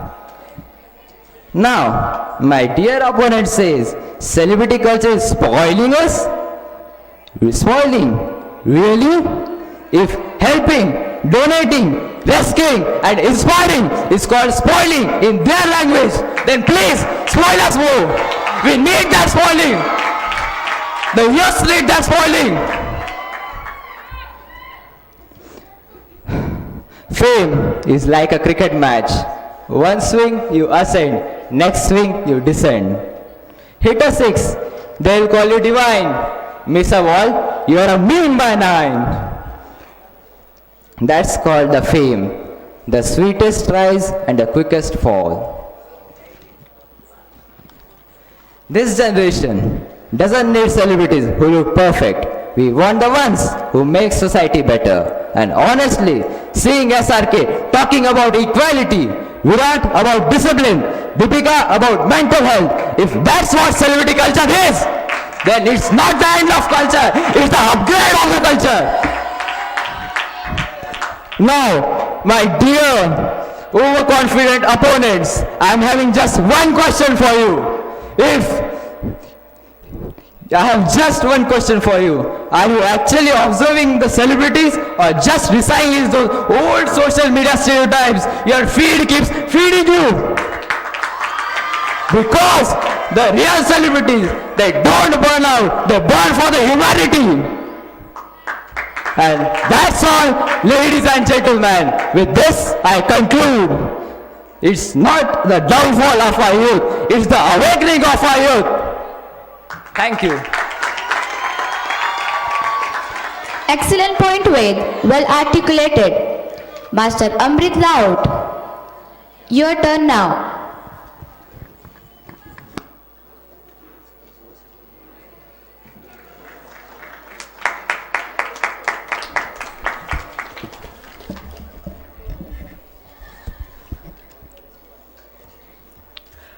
Let me assert to my friends that celebrity culture is deeply harming our Indian youth, physically and mentally both. It makes them feel bad about themselves. Comparing oneself with celebrities' perfect life can create low self-esteem in their mind. In short, celebrity culture is making generation which is unhappy, superficial and driven by money.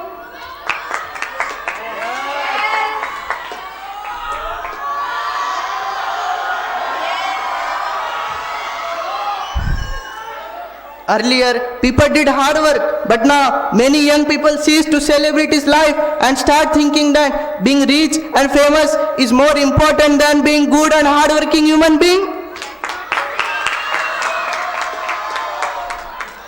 Without knowing that fame is just form of misunderstanding and insanity which makes you forget who you are and also isolates you from the real world.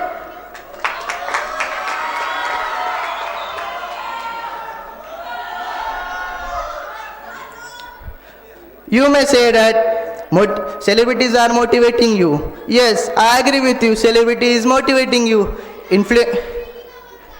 Influencer like Carrie Minati motivates you to give bad words. Influencer like Purab Jha motivates you to invest money in gambling. Actor like Ajay Devgan motivates you to eat tobacco. And you know who is his companions? Akshay Kumar, Shah Rukh Khan and also Tiger Shroff. Tiger Shroff, one of the most fittest actor in the Bollywood, he himself is vegetables and asking you to say Bolo Zuba Kesariya.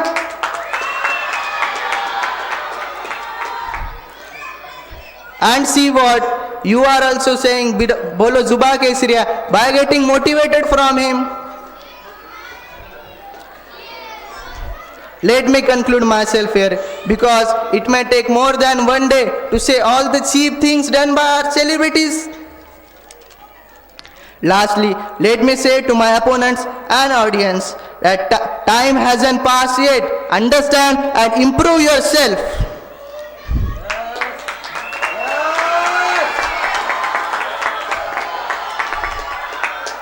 And I am watching some of the audience. They are booming for our opponents.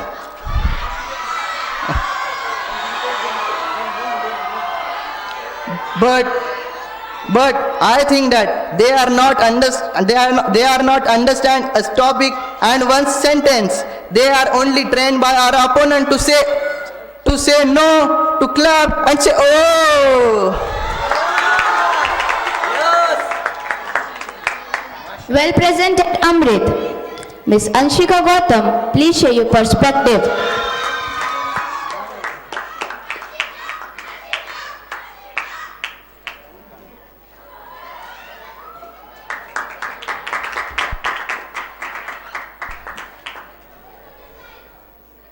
Greatness does not come from privilege. It comes from persistence, from street and struggle to fire and success. Good evening everyone. Respected judges, teachers and the ones standing across the aisle from me.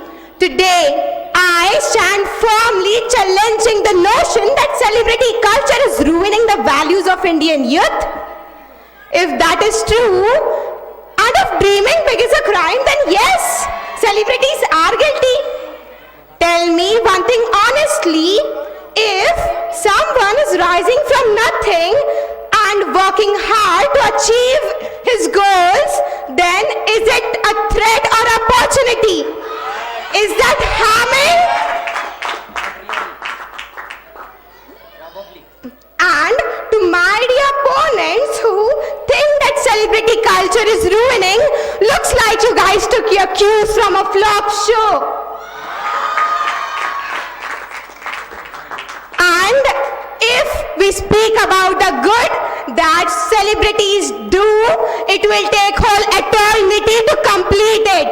So just don't tell about one day, first think about what good the people are doing. In a country where dreams often die before they begin, our celebrities have become the symbols of possibility. From rags to riches is not just a phrase, it is their biography. a dancer on Instagram, a coder on LinkedIn, or a YouTuber with educational content whose videos you all guys do watch, whether secretly or openly, all inspired thousands.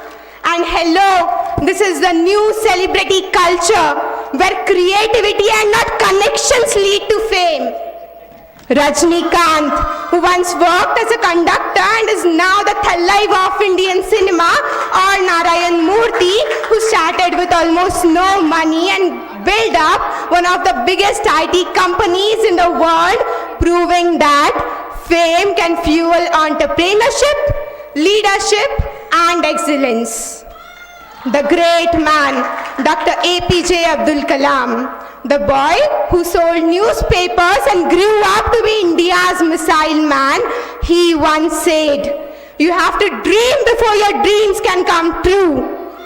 The biggest celebrities take his inspiration because he proved that success is not inherited, it's earned. I asked my fellow opponents, where do you guys get your inspiration from? Scrolling through wrong contents or criticizing others just because you cannot reach that position? Yes, some controversies exist. But come on, everyone makes a mistake. Just cameras are more focused on the celebrities. The opponents might talk about the 1% people or the 1% celebrities who are misbehaving. But what about the 99% of celebrities who are doing hard work and who are succeeding in life and who are giving us positive examples on which we can work and giving us the inspiration to go through? In this generation, social media has democratized fame. You don't need a godfather, just talent and courage. From small town dancers to youth singers, from an ordinary sewer to red carpet. It had turned ordinary people into extraordinary inspirations. You no longer need a stage. The whole world is your audience.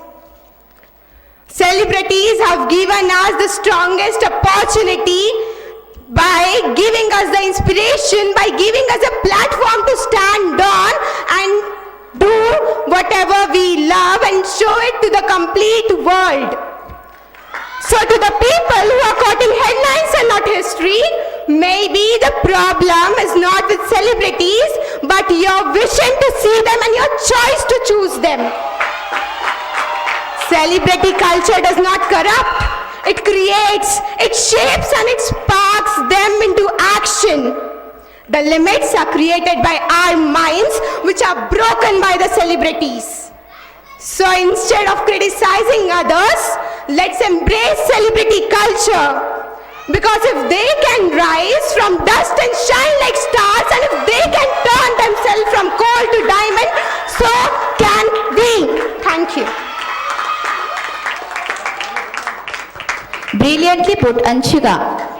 Ms. Zoya Ashwin, please conclude your team's argument.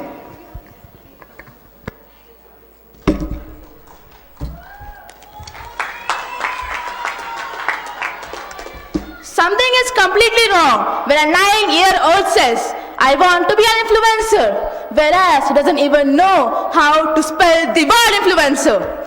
That's the power.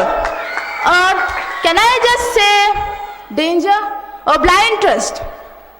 Many celebrities promote things they don't even use. Yeah, you heard me right. Many celebrities promote things they don't even use. And I got the proof. I have got the proof. Sara Ali Khan once proudly said, I don't have sugar, I don't have carb. And then do you know what she did next? She became the face of Kurkure, which is nothing but carbs. Alia Bhatt once said, "Isme sugar dala hai, acha nahi hai sugar." And then she went ahead and promoted fruity. Or should I just say liquid sugar? And do you know how much sugar it has? It has enough sugar to make a dentist rich. And that's what I call the double face of celebrity culture. It's basically asking you to study more, but also forcing you to scroll more reels. Camera के सामने the desire to know often kills the desire to be true. Celebrity crave fame so much that truth became optional. And now, let's talk about a recent example, the Netflix series, The Bands of Bollywood. It's directed by Aryan Khan, son of India's most respected celebrity, Shah Rukh Khan. Now, you would have expected the series to be classic, inspiring, or maybe meaningful, but no, it's full of bad words. And I'm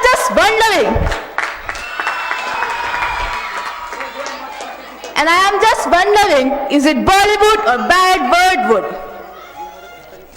Now, I will tell you what 18 plus movie in India means. It means being 30 plus, having mobile and network. And even if you have not watched the movie, there are many fans who have cut the clips, make the reels, and make the memes. And I have experienced it. I have not watched many movies, but I still know the whole story. How? By watching the clips and the memes and the reels. As one of you told that imitating celebrities can make you fit, or you can get inspired by a cricket player. But I also want to tell you that we can get inspired by celebrity for eating tobacco. You can take the example of Ajay Devkar, who is forcing you, who is promoting to eat tobacco.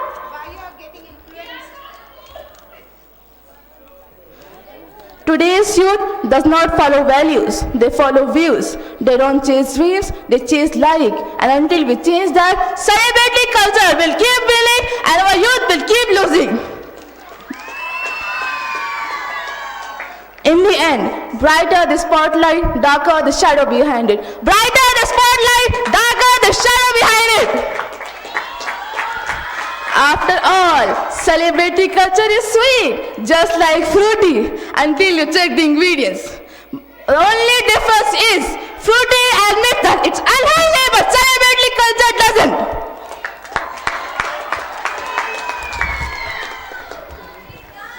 Thank you, Zoya, for summing up your team's position so effectively.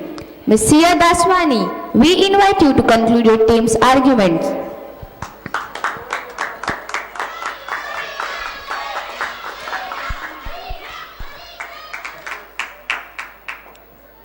The fault is never in the stars we follow, but in how blindly we walk behind them. Respected judges, dear audience, and my worthy opponents, today I stand here not as a follower of Star, but as a believer in their spark. Celebrity culture doesn't tell us who to be, it reminds us what we can become. After all, every era has its heroes. In ancient times, they were kings and saints. Today, they are cricketers, actors, and entrepreneurs. The form has changed, but the flame of inspiration burns the same. My opponents think celebrities are dangerous, selective, and absolutely pointless. If that's true, then how our youth are winning medals, building startups, and breaking world records?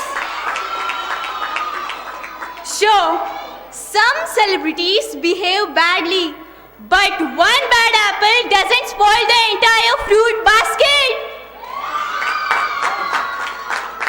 This generation is not weak.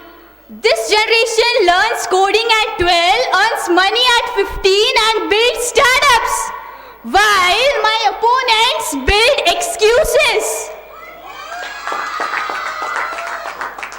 It seems they consider celebrities think like youth are washing machines. Put youth inside and then they come out brainwashed. Friends, does one Bollywood movie really make students throw away their textbooks? If that were true, every engineering student would have become a photographer after Three Idiots. But sadly, they are still solving the same mysteries of math, not chasing birds with a camera. Come on, let's be real. Celebrities don't distract youth. The youth choose what to learn, right? Celebrities just show the path. It's the youth who actually walk on it. So, stop blaming the torch just because someone didn't follow the light.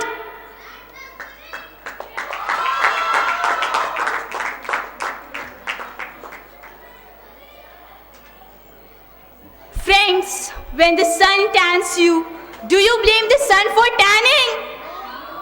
You move into the shade, right? Then why do you blame celebrities? If you don't like the heat, move into the shade. Don't switch off the sun. Blaming celebrities for fake acts is like blaming a mirror for your own reflection. The fault lies with the companies, not the one who hold the mic. And today's youth, they aren't fooled by advertisements. They in fact recheck everything. Friends, do you think youth of India are puppets of fame? Exactly. We are not puppets. We are pilots of our own dreams. Now tell me, do celebrities really mislead us? They don't mislead us. They show us that the sky isn't the limit. It's just the starting line. They say celebrities distract youth. But I ask, if one movie, one match or one speech can distract them, then perhaps guidance must improve, not the celebrities. Friends, remember, a strong mind is not ruined by influence. It's refined by inspiration. Celebrities don't create destiny. They only remind us that we can too shine. Stars don't just shine. They remind us that we too can light up the sky. We are not followers. We are dreamers, doers, and leaders. So, celebrity culture isn't ruining the youth. In fact, it's inspiring and fueling us. Thank you. Outstanding points here. Now comes the most thrilling part, the question and answer round. Team Proposition Class 9th may now ask 3 questions to Team Opposition Class 10th. Please ensure each response must be within 1 minute.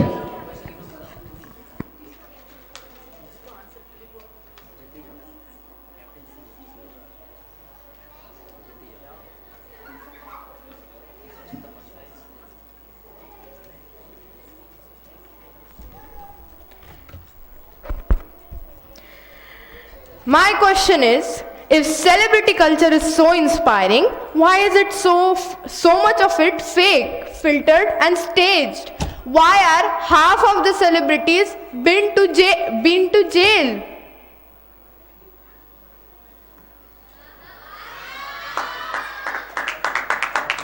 Well, I don't think you have any required data for this. Do you? Yes.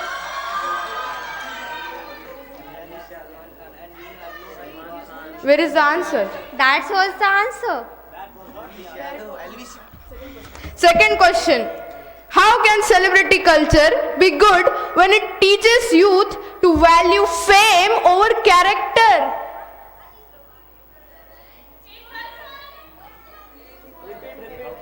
How can celebrity culture be good when it teaches youth to value fame over character? It doesn't. It doesn't.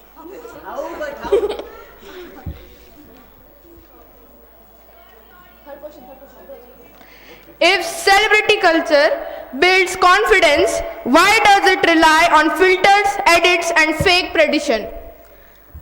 They don't rely on these things.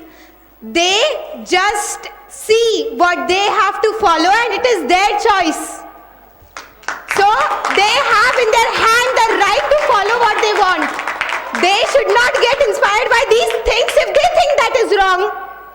It is not their fault.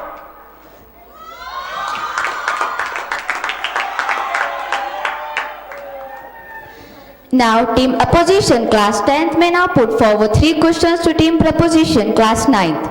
Let's see how well each team defends its stand.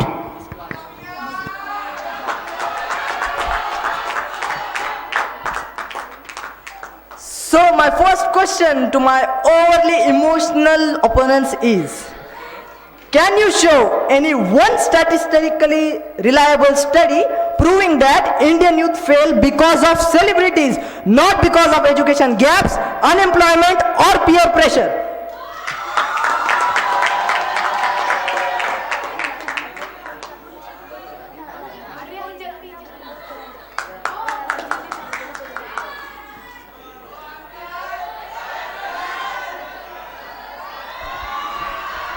Because of the such betting advertisement, many youth have invested money in the betting app and lose their bank balance and have vanished their life. But in the advertisements, it's clearly written that it's subject to market risk. Then why do you invest? We not invest, that the youth are investing because they are fools that their favorite celebrities is advertising that ad. Sorry, that's not the answer, because celebrities, you follow many celebrities, but you don't follow each thing they do.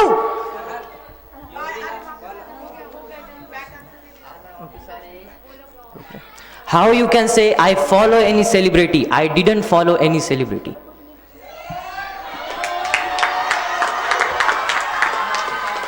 So my next question is, can you define ruining, which you are continuously repeating in your all the speeches?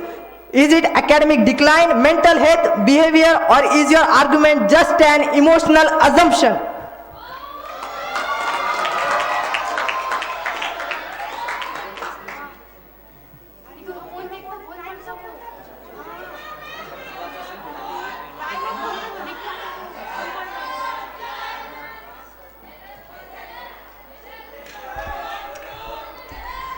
The word consumption is defined as people are drinking alcohol and consumption of tobacco is ruining their life. So,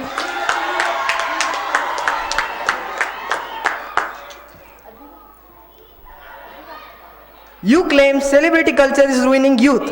So, what's your alternative for it? Total censorship, isolation, or... Three.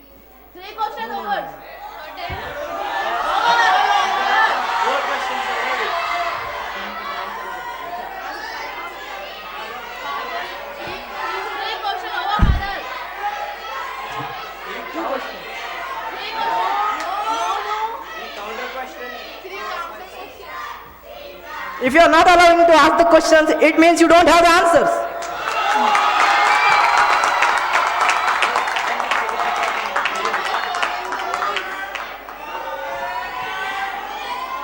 We now move to the final stage, closing statements and rebuttals.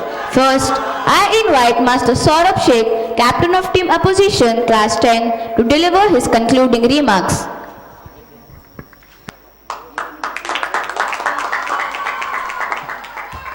So, my dear juniors, the opposition team have gone out of their minge.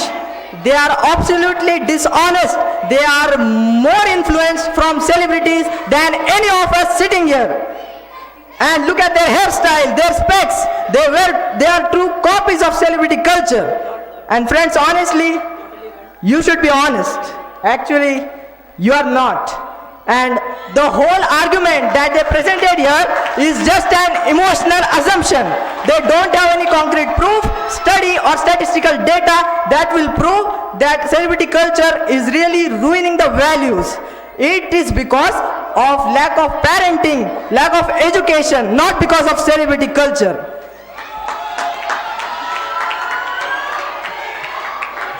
Also, my opponents were stating about movies and web series. But it's up to the parents what their childs watch, not on the web series creators. Also, one speaker gave the examples of Tony Chaiwala and Puneet Superstar. If we see, they have the skill of entertainment, and the speaker who was speaking about them was too much boring than them.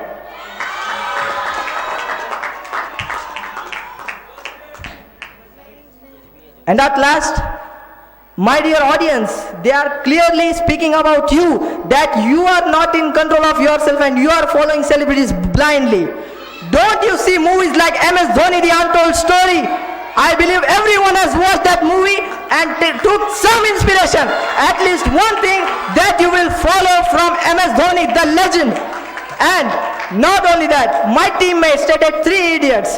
Many of the parents as well as children have got inspired with that movie, and it shows that only the parenting matters when it's the case of education.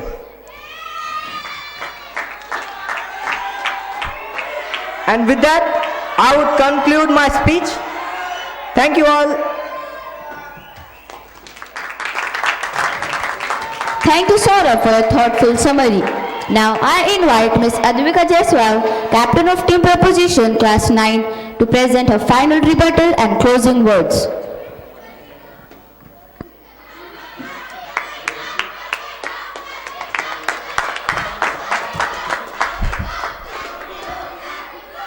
I want to add one simple truth. Celebrity culture is harming us more than we realize. Addiction, it's like when the youth goes on one reel, one post, one picture, and suddenly hours are gone. Not because we want to spend time, but because the mechanism of this culture forces us to do so. And about the lies told by these influencers, like Kartik Aaryan says, don't consume sugar, and then he shows up in Fanta ad.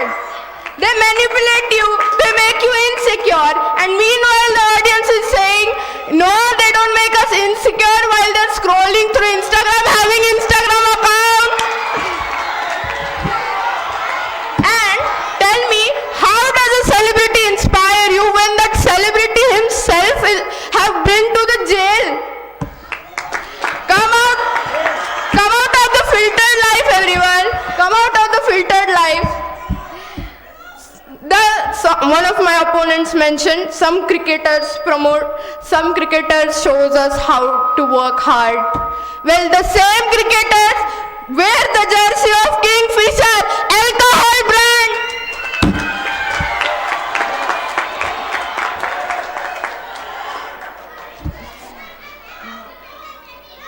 They mentioned that it's the youth's choice whom to follow and whom to not. It's like saying a person who is jumping from the 12th floor that he's making the correct choice because it's his choice. One of our speakers themselves said, it's the ratio of good actors, good celebrities is very less. 1 out of 100 celebrities goes and does donation.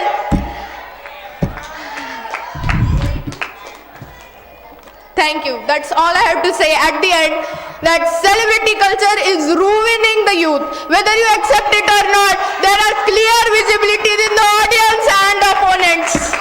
Thank you. Thank you, Advika, for an inspiring conclusion. What a brilliant and passionate display of intellect, confidence, and courage. Let's applaud all our debaters once again. Now it's time for a quick audience poll. Those in favor of the motion, please say yes. Those against the motion, please say no.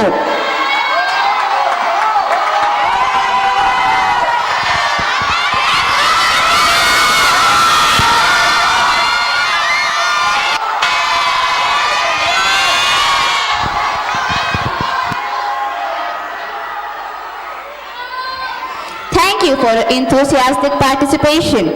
On behalf of St. Augustine English School, I extend heartfelt gratitude to our honorable chief guest, respected principal, esteemed judges, beloved teachers, participants and audience for making this event successful.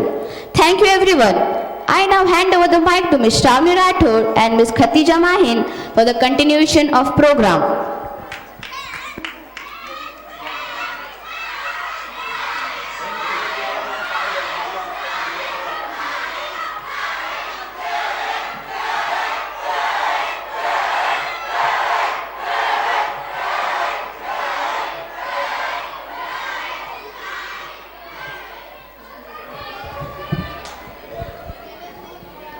Thank you, Ms. Koshi, for guiding the discussion so ably, and a big round of applause to all the debaters for their commendable performance. We are indeed blessed to have among us Reverend Father Walter Gonsalves, a guiding light of wisdom and experience. May I invite Father to share his thoughts and words of inspiration with us.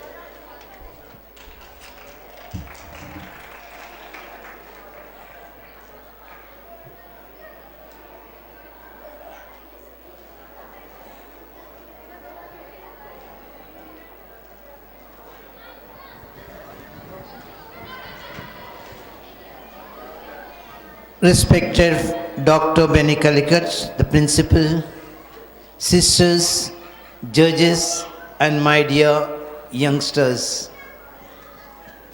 So beautiful. You have heard so many speeches, and everybody is tired what I am going to go to speak. It reminds me, at the same age, this 70, 80, and 13, 14 age, Jesus was in the temple. His mother is searching for him, where is my son? And there were people like this sitting around. The wisdom that was coming from his mouth, all were amazing.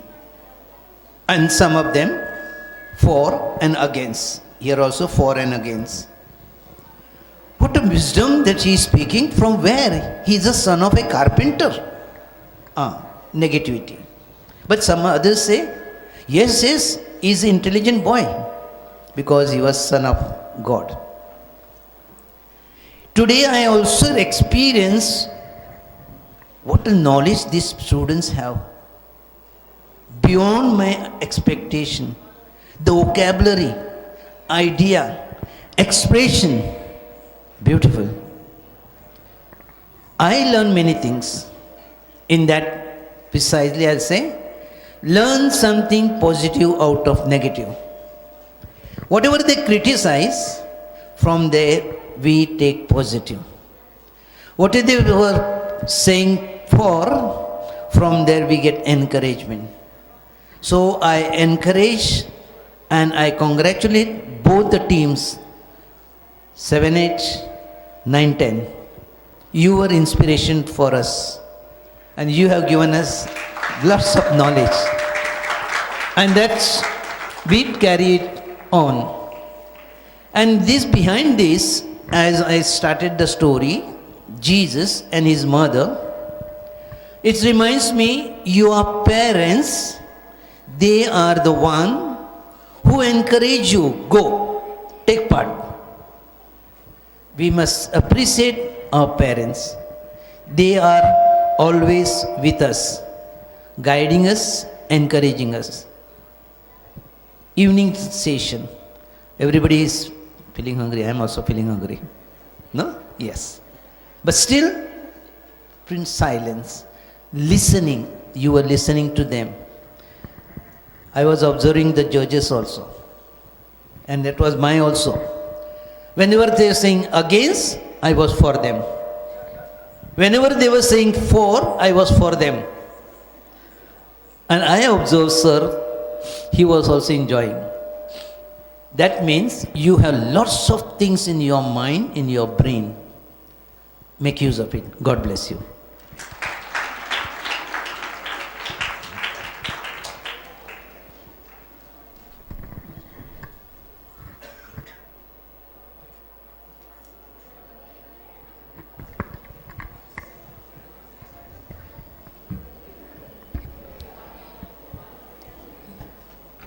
Thank you, Father, for your inspiring and enlightening message.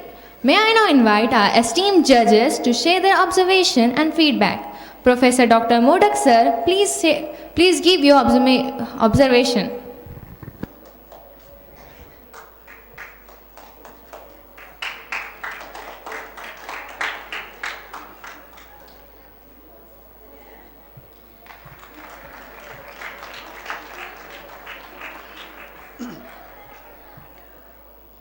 Good evening, one and all. Honorable Reverend Father Gonsalves sir, honorable sisters, my fellow judge, a good sweet memory, honorable Tejasvi Mandlik ma'am, and the person who actually gave me this great opportunity to be the part of this wonderful evening, honorable Father Benny sir. Beside that, the participating parents and the real heroes of this event, in my opinion, who made this event very wonderful, you all audience, you have supported all the teams and inspired them indirectly. Being a judge, I think I was just evaluating their abilities in terms of a definite boxes. But I have realized the potential of each student beyond these boxes of marks. The debating gives the student courage to defend systematically with the proper evidences, logical thinking, critical ideas. But both the team members, every time they were taking out their own cards in a manner that they were winning our hearts too. In my opinion, really the participants have really won my heart, because I was seeing them beyond the matter of judgment. Particularly, as Honorable Father told, that when a motion was moved by the proposition team, they were telling the points in a manner that really we get convinced. And when opponent comes with some good ideas, we were also getting convinced with them. So, overall my opinion is that I have been a fortunate examiner or judge of many such type of competition in my educational career. But the way it was presented, it was very unique. Both the team were sitting, they were asking the questions, trying to answer all of a sudden on the stage, and they have given them impatience, I think, to think rationally that way and to answer all of a sudden. Second important point that I have noticed, particularly the students of this school, is the way of presentation. It was very unique. All the students were having a unique way of presentation, and they don't copied each other. The way they talk, actually I also used to watch a lot of videos of the influencers, even from great leaders of the world to the recent may say celebrities of the cinema and cricket and all different types of, you may say, walks of life. And I have seen that all these have that potential that definitely they will be leaders of their liking fields. I wish them that they may be leader of those particular aspects of their life. I am really grateful to all of you. Thank you very much.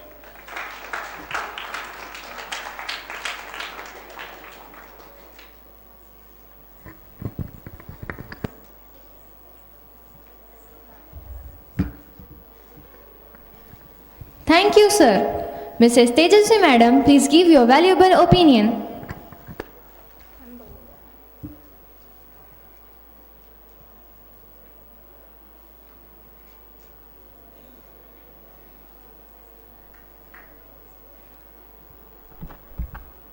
Good evening, respected manager and principal, Reverend Father Dr. Benny Calicut, sisters, Father Walter, Sunil Modak sir, all respected teachers and my dear students.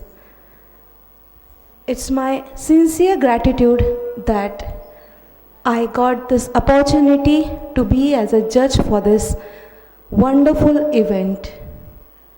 I really appreciate all the students who performed so well and with lot of clarity and enthusiasm in their mind. This school has always been very close to my heart as I had a privilege of being a teacher here. I learned a lot of things from here today from the dear students who already gave a remarkable performance. Special thanks to all the teachers and organizers for arranging such a beautiful event here. I wish you all a very happy and successful life ahead. Thank you.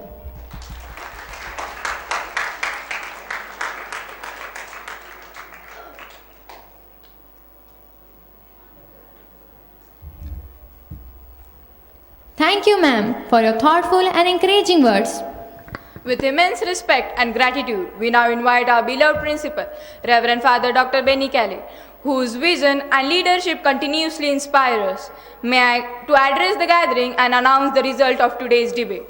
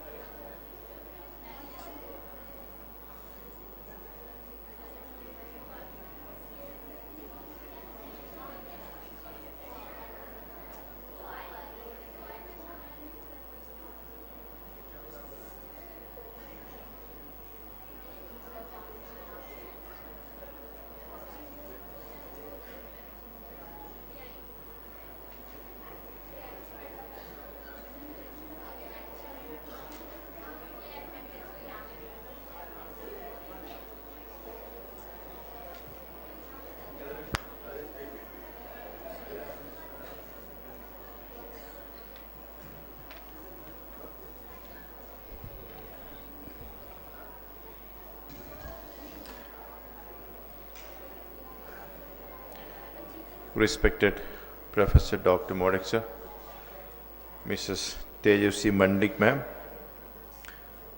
respected Sister Rashmi, the Vice Principal, Reverend Sisters, respected parents, and my beloved students, and my colleagues in the campus, in this institution.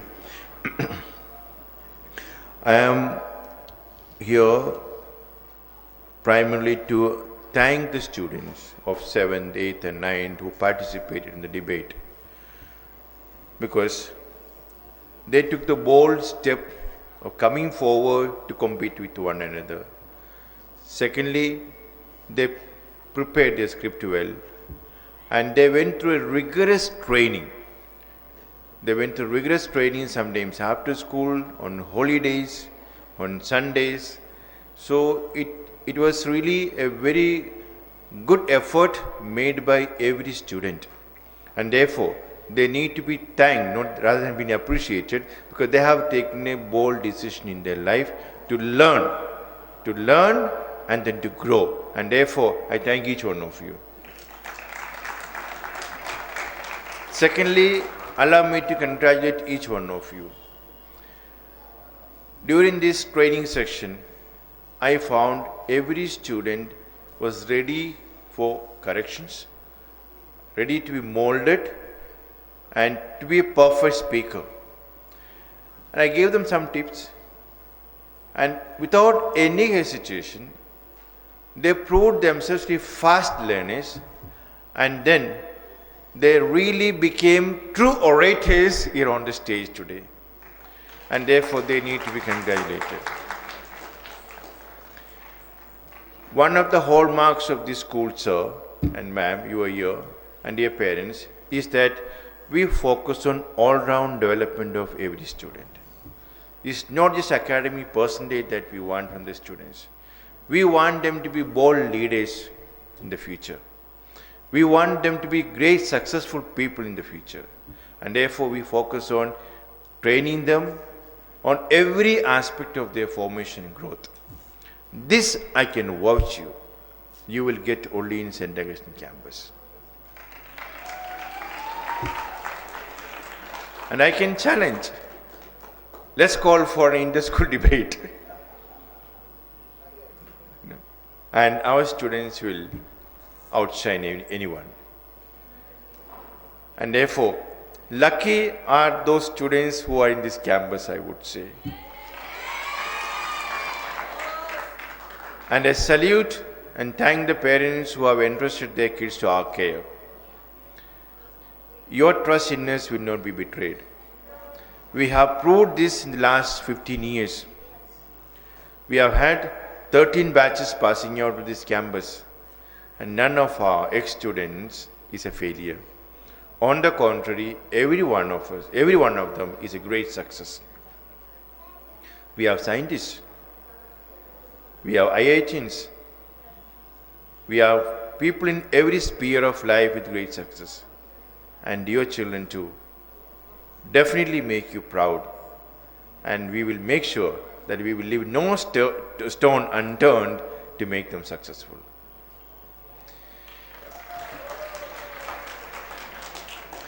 And the performance of your children today on the stage, I believe, have given you some glimpse of the quality of the school. While I congratulate every participant, it's my responsibility and duty and privilege to announce the result. As the moderator said, we don't debate for winning. We debate for placing our points, making your points and placing your arguments. So this is what you have done. You have made your points. You have argued well. You have proved your critical thinking, your logical reasoning here on the stage. That's the very purpose of debate. So whether you win or not a trophy, I would say every student is a winner tonight on the stage.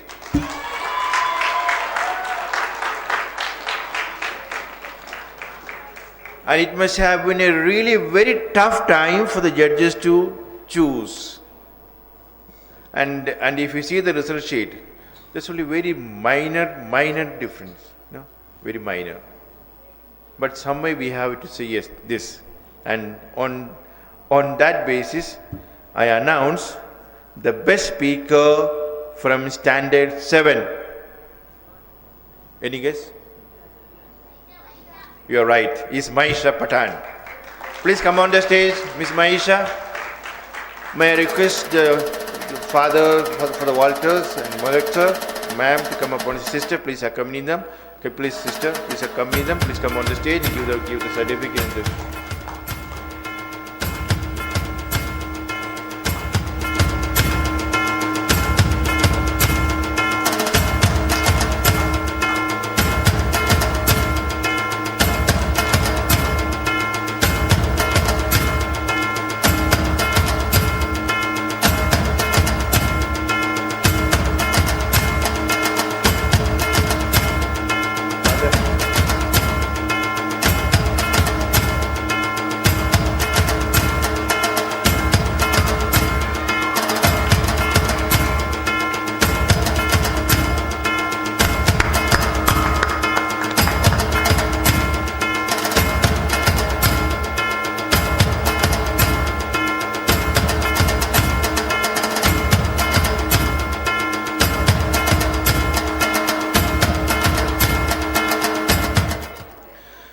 The best speaker from Standard 8.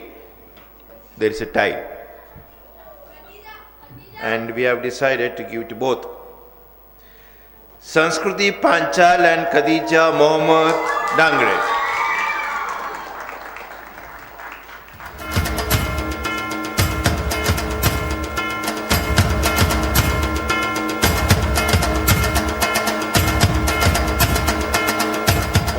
One by one.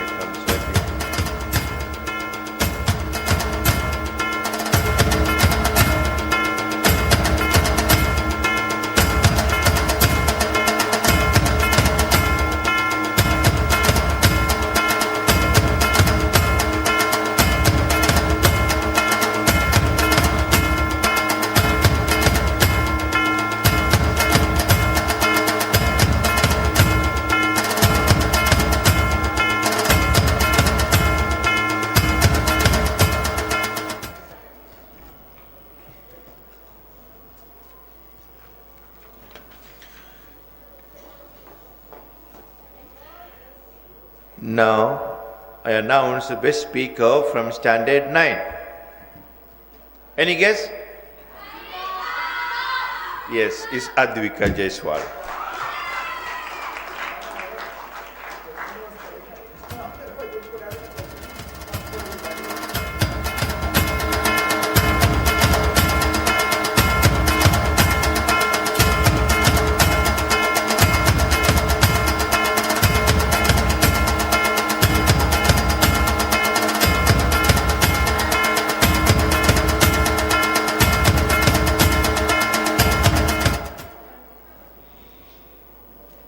The best speaker from Standard 9?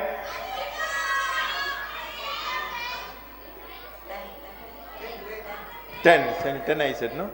Yes, sorry. The best speaker from Standard 10?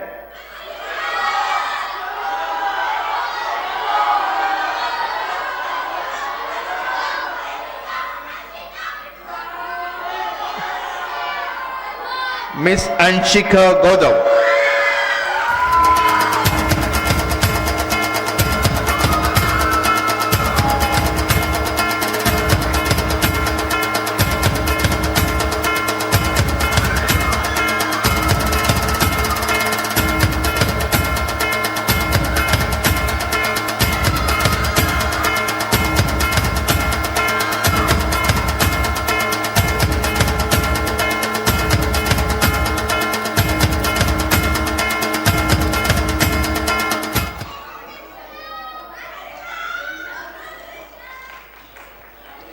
Yes. Now, the winning team between Standard 7 and 8. Total points, 7 speakers into 100, 700 into 2, 1400. Out of 1400,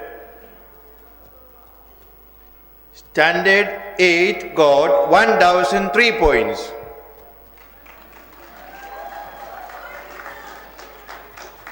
But grade 7 got 1009 points, therefore they lift the trophy. The captain and the team come upon the stage to lift the trophy.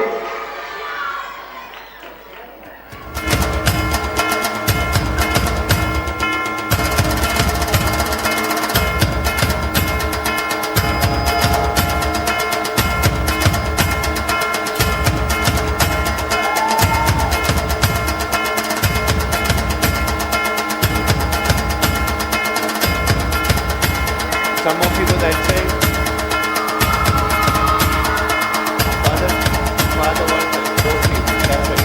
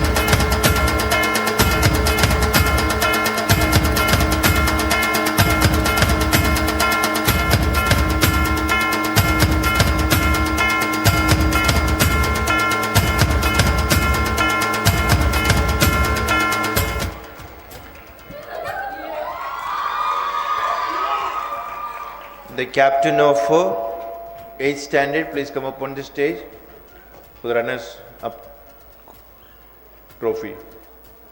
Along with the team members, please come up.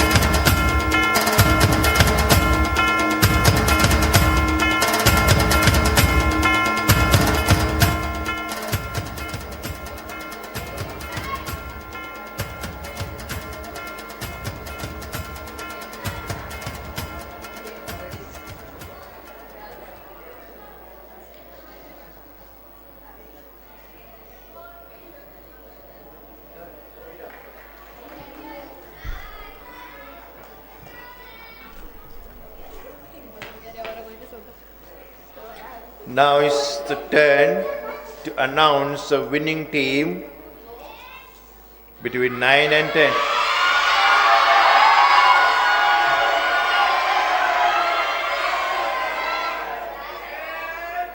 Out of 1400, one team received 1073, the other team received 1133.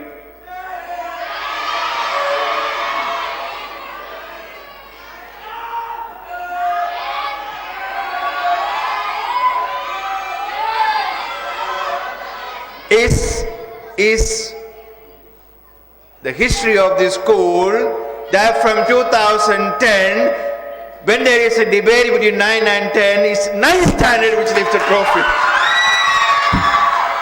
So with 1133, grade 9 takes the trophy. The captain and the team on the stage.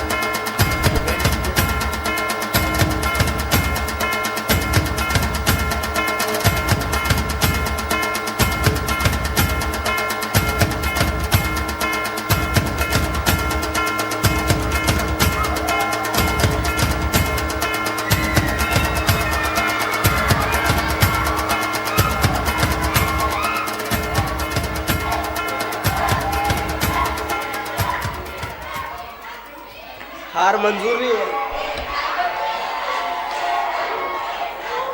Can I have the captain of grade 10 along with the team members to take the runners-up trophy?